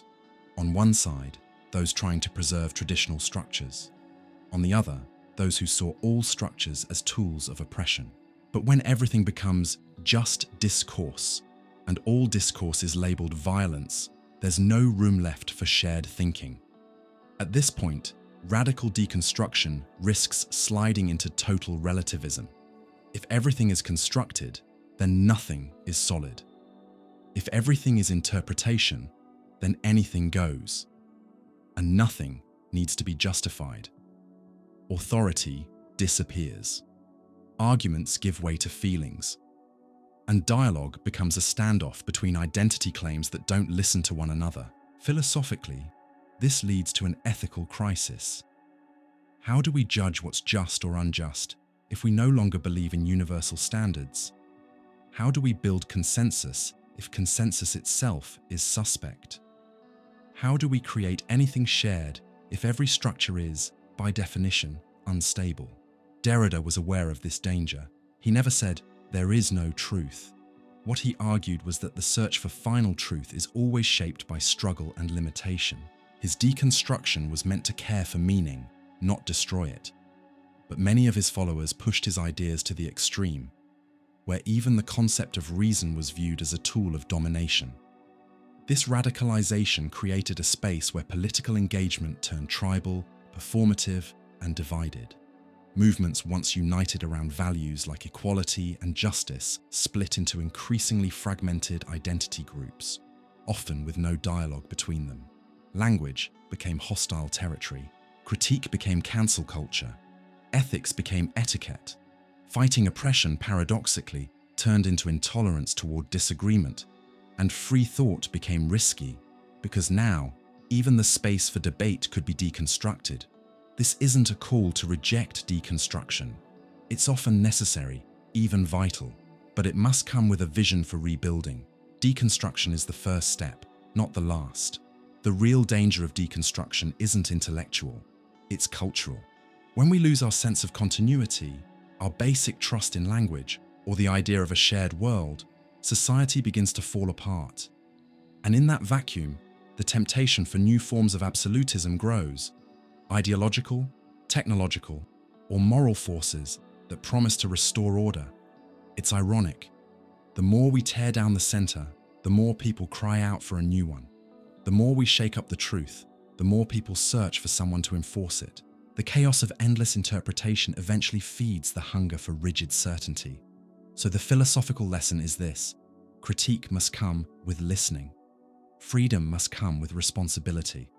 And language, even if unstable, is still a bridge, not a battlefield. Deconstruction, when done ethically and with care, can reveal hidden injustice, open new ways of thinking, and shine light on forgotten parts of our experience. But without a commitment to something beyond critique, to humanity, to dignity, to shared living, it collapses into itself. Because when you deconstruct everything, you have to make sure there's still something left to live in. When anything can be considered art, is art still anything at all? That's one of the questions raised by the aesthetic crisis brought on by postmodernism, a philosophical and cultural movement that defined the end of the 20th century.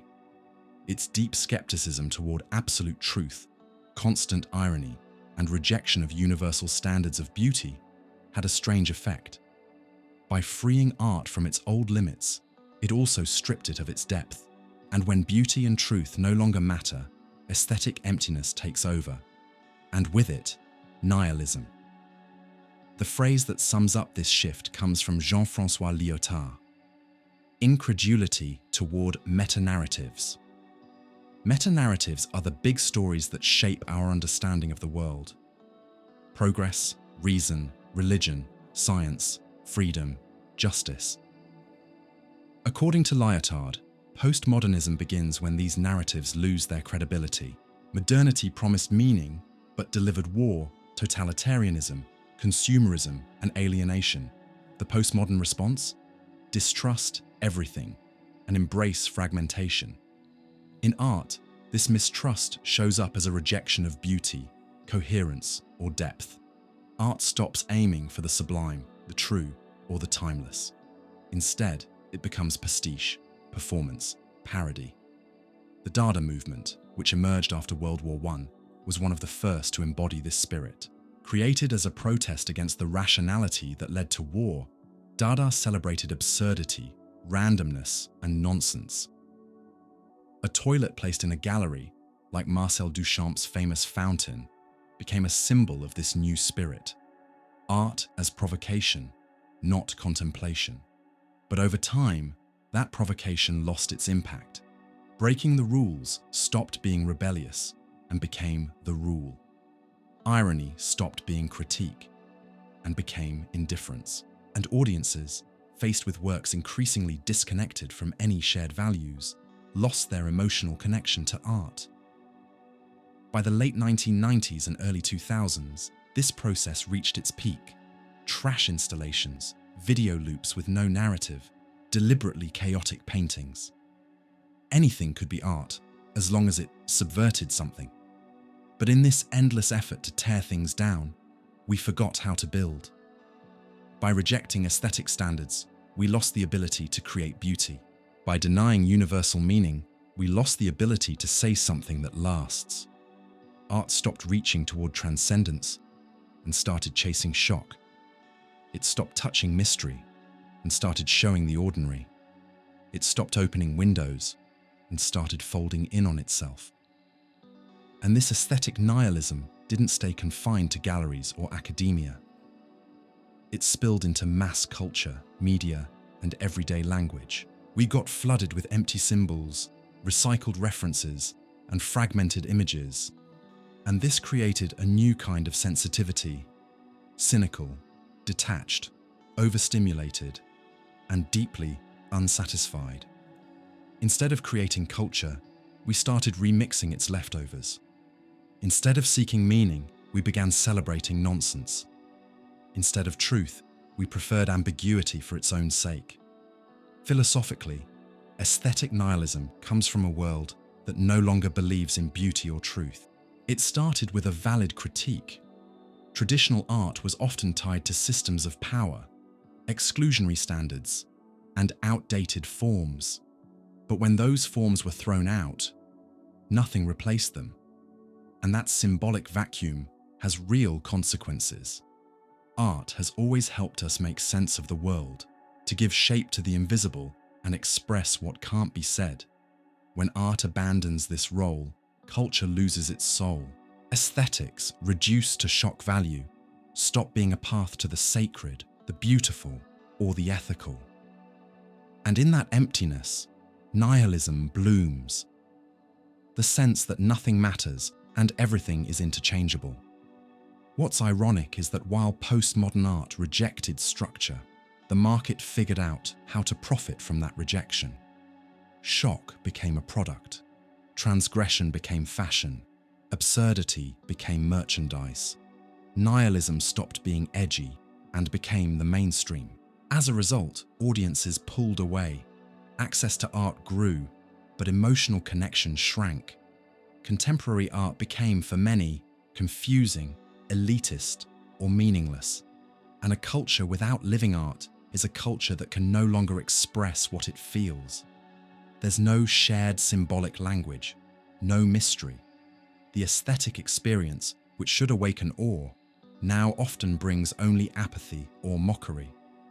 Aesthetic nihilism doesn't just deny beauty, it undermines our ability to believe in anything greater, because when everything is open to interpretation, and no form is better than any other, there's no longer a symbolic foundation for good, truth, or justice. Aesthetics become disconnected from ethics.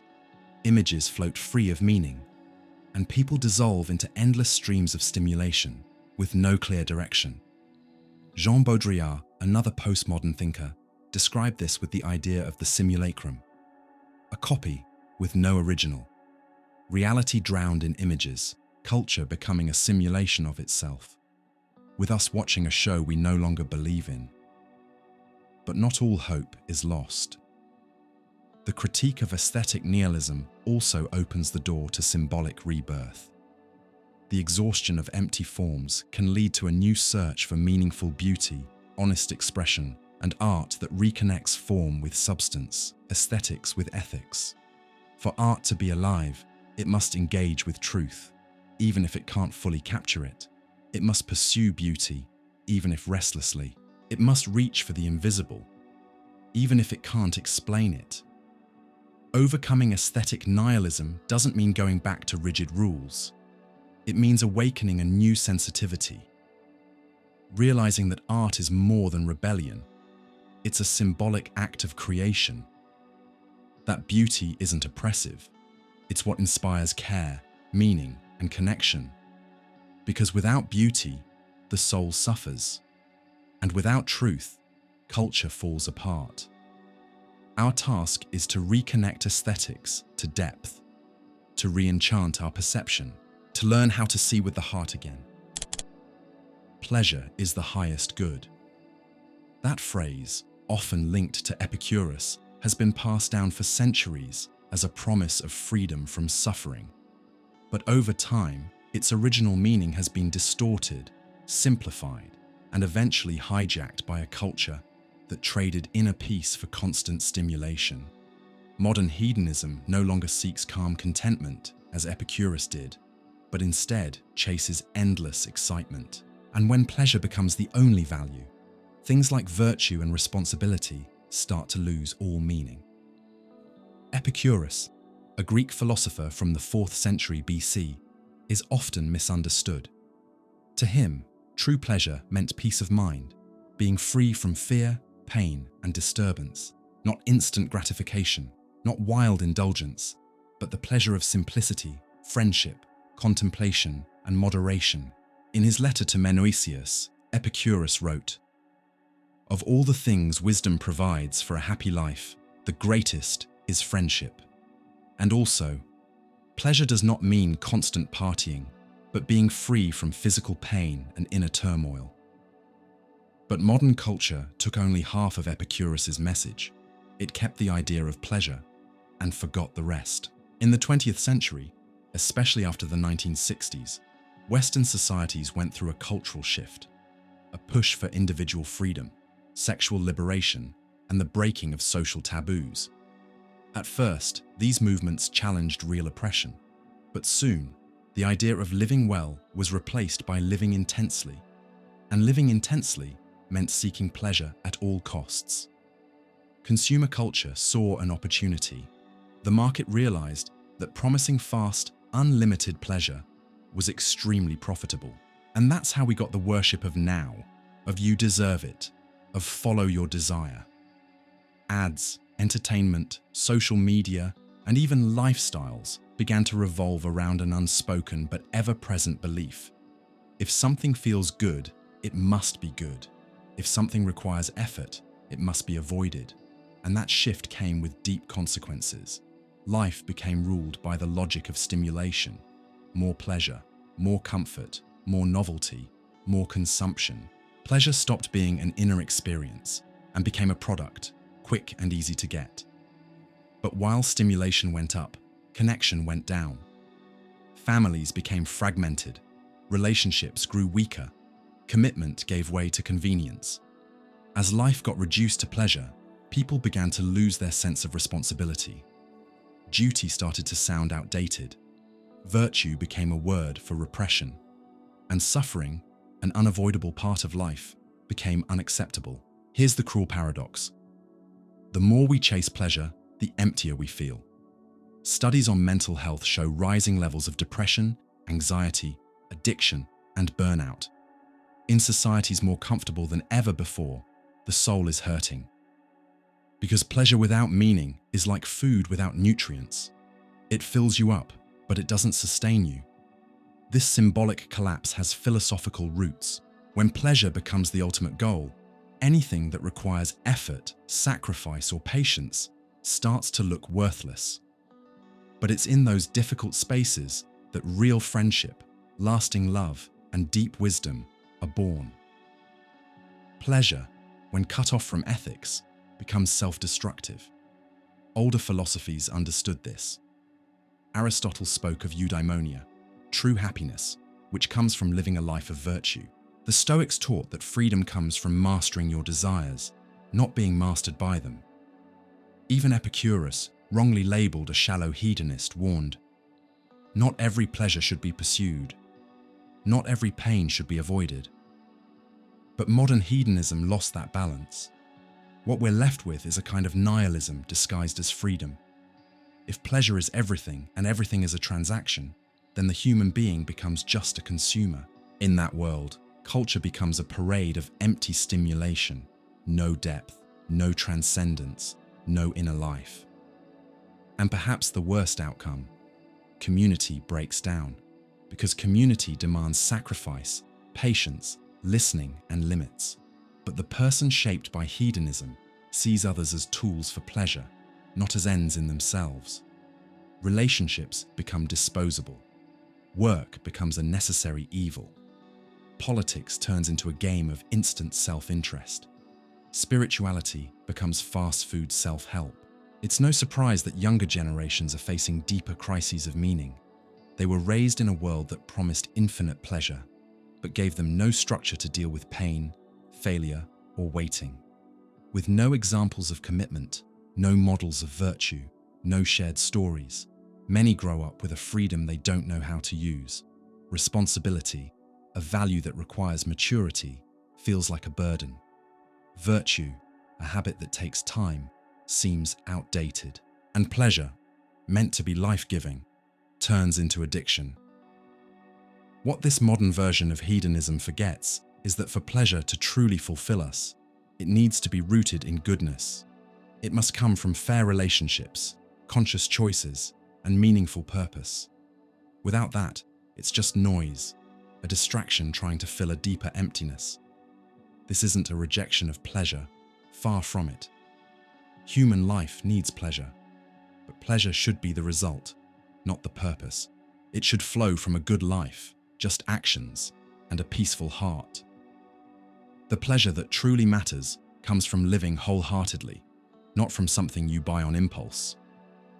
That's why reviving Epicurus's real philosophy matters now more than ever.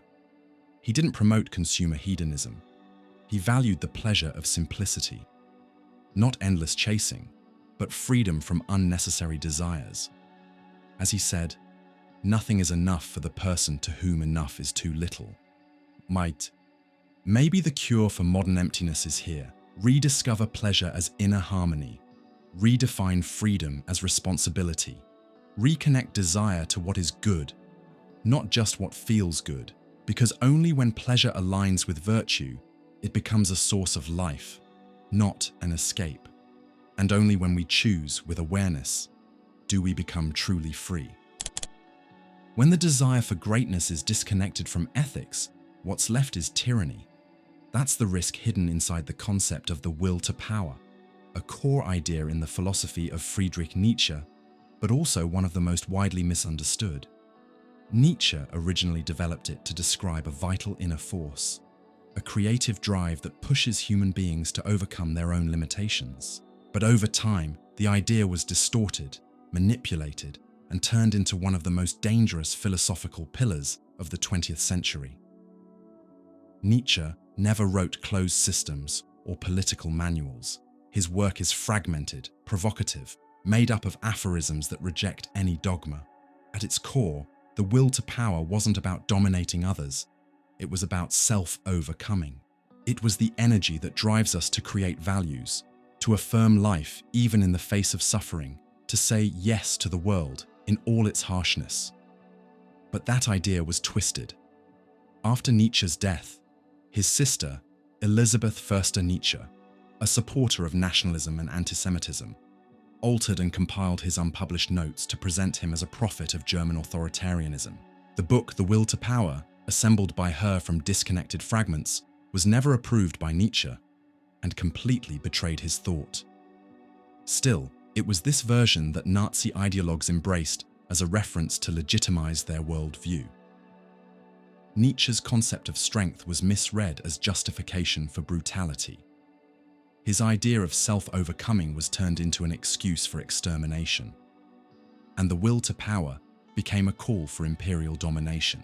Ironically, Nietzsche, who harshly criticized nationalism, anti-Semitism, and authoritarianism, was turned into an intellectual symbol of the Third Reich. This distortion reveals a dangerous pattern. When philosophy is taken out of context, it can be turned into an ideological weapon. In the case of Nazism, the will to power was used to justify territorial expansion, militarism, and racial hierarchy. What Nietzsche saw as vital force became brute force. The Übermensch, Overman, was turned into the Aryan superior man, and individual autonomy was crushed by a machine of mass obedience and violence. What Nietzsche meant as a call to inner greatness, to the courage of living without illusions, was used as a license to annihilate the other. His critique of herd morality, aimed at blind submission and collective mediocrity, was reinterpreted as support for ethnic collectivism, exactly the kind of mass morality he despised. This historical misuse demands deeper reflection. What happens when power becomes an end in itself? When there's no moral limit, no ethical vision, no human purpose behind the drive for authority? The result isn't strength, it's barbarism. The 20th century is filled with examples of how the obsession with unchecked power led to disaster. Stalin and the purges, Mao and the Cultural Revolution, Hitler and the Holocaust. In each case, power was worshipped as the ultimate solution, the destiny of history. And human beings were reduced to tools of a system that couldn't be questioned. Nietzsche warned against this, even if indirectly. In Thus Spoke Zarathustra, he doesn't glorify brute force.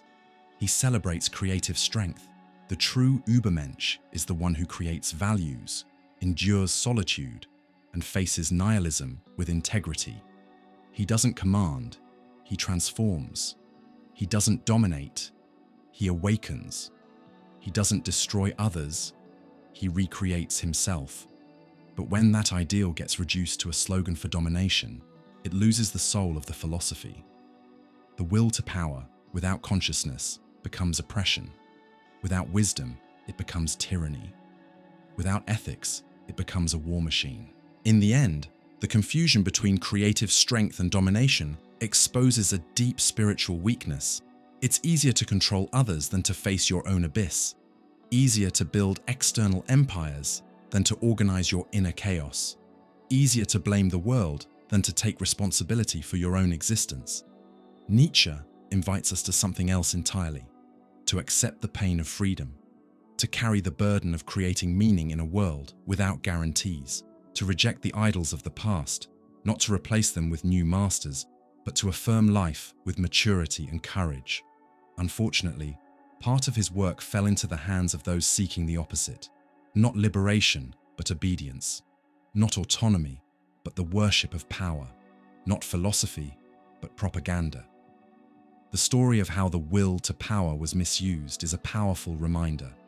Ideas have consequences, and philosophy, when manipulated, can serve either to illuminate or to obscure.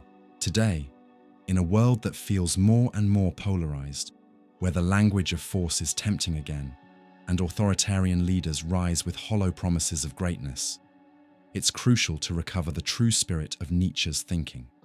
Not power over others, but the power to become more than we are. Not blind domination, but clear-eyed awareness. Not hatred for the weak, but the creation of new paths. Because for Nietzsche, true power was never about destroying the world. It was about rebuilding it, starting from within. The wise should rule. With this statement, Plato, one of the greatest philosophers in history, proposed one of the most influential, yet controversial, political visions ever imagined. In his work, The Republic, written around the 4th century BCE, Plato envisioned an ideal city ruled by philosophers, guided not by popular opinion, but by pure reason. This utopia, built on logic, order, and the pursuit of truth, aimed to correct the flaws of Athenian democracy, the same democracy that had sentenced Socrates to death. But Plato's dream carried within it a dangerous seed, the birth of authoritarian rationalism. Reason, when turned into the absolute foundation of government, can end up rejecting anything outside the bounds of logic. Emotions, tradition, spirituality, diversity. And when people believe there is only one rational way to organize society, every other way becomes ignorance, error, or even a threat. Plato believed most people live in a world of illusions, like prisoners in a cave mistaking shadows for reality. Only the philosopher, who breaks free from common ignorance and contemplates pure ideas, is capable of seeing the truth, and therefore of ruling justly.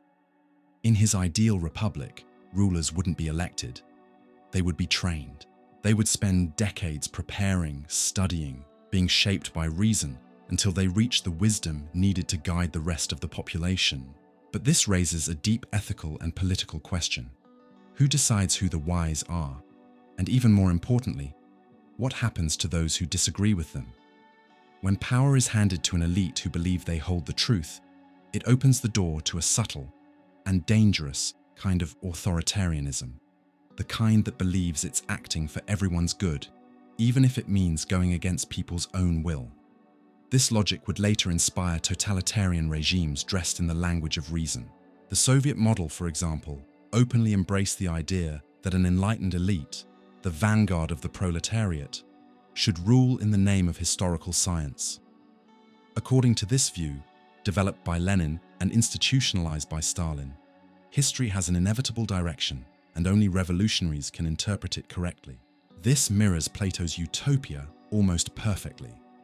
An elite trained to see beyond appearances, Marxist intellectuals, a population too ignorant to grasp the truth on their own, a political system that enforces the correct reason, even if it means suppressing opinions, silencing dissent, or sacrificing freedom.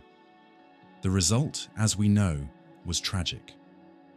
Millions of deaths in the name of a rational future, purges, forced labor camps, man-made famines, all justified by a logical, scientific, and progressive narrative. Soviet totalitarianism didn't see itself as tyranny. It saw itself as the ultimate expression of rational governance. That's the danger of totalitarian rationalism. It doesn't oppress with obvious cruelty, like a tyrant driven by ego or malice.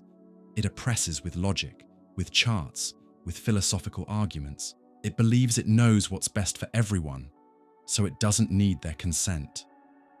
But philosophy is not exact political science, and human beings are not equations.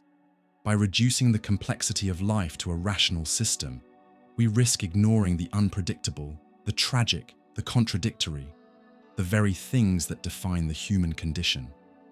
Plato wasn't a tyrant, nor did he promote violence, but his proposal, giving absolute power to philosophical reason, created space for future thinkers and rulers to justify real-world oppression in the name of abstract ideas. The 20th century makes this very clear. In Mao's China, revolutionary reason was used to wipe out ancient traditions. In Pol Pot's Cambodia, intellectuals were executed to preserve a rational purity. In modern technocracies, decisions affecting millions are made based on objective models, often with no public input, no ethical debate, and no room for dissent. All of it under the banner of reason. Philosophically, the criticism of Platonic rationalism isn't a rejection of reason itself, it's a rejection of making reason absolute. Reason is a powerful tool, but it's not neutral. It always operates within contexts, values, and interests. When we forget that, reason becomes a tool for exclusion, control, and forced conformity. A truly wise society doesn't hand power to the best, it shares power with maturity. It doesn't chase perfection, it learns how to live with imperfection. It doesn't impose order, it sustains dialogue. The utopia of the rule of the wise needs to be rethought. Yes, knowledge matters. Yes, the intellectual, ethical, and philosophical training of leaders is important.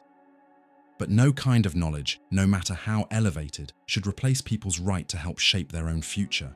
As Socrates himself, Plato's teacher, would say, true wisdom isn't about holding the truth. It's about knowing that truth is something we must seek together. As we close this cycle of philosophies that, when misinterpreted or taken to extremes, helped erode the foundations of civilization, we're left with one final warning. Reason is essential, but it's not enough. Wisdom is necessary, but it must not be exclusive. And any political philosophy that promises to save the world without the people will eventually try to dominate it, in the name of a greater good that no one chose. We've reached the end of this intense journey through ideas that, in one way or another, changed the course of history. Some began as visions of freedom, others as critiques of oppression, but all of them teach us one essential lesson. No philosophy is neutral. Every idea has consequences. Understanding these ideas isn't just about studying the past. It's about recognizing the risks we face today. It's about seeing how, so often, the greatest tragedies begin with good intentions that are misunderstood, and with a lack of critical reflection.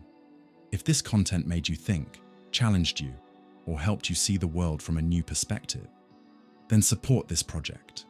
Leave a comment below. Which of these ideas surprised you the most? Which ones do you see repeating today?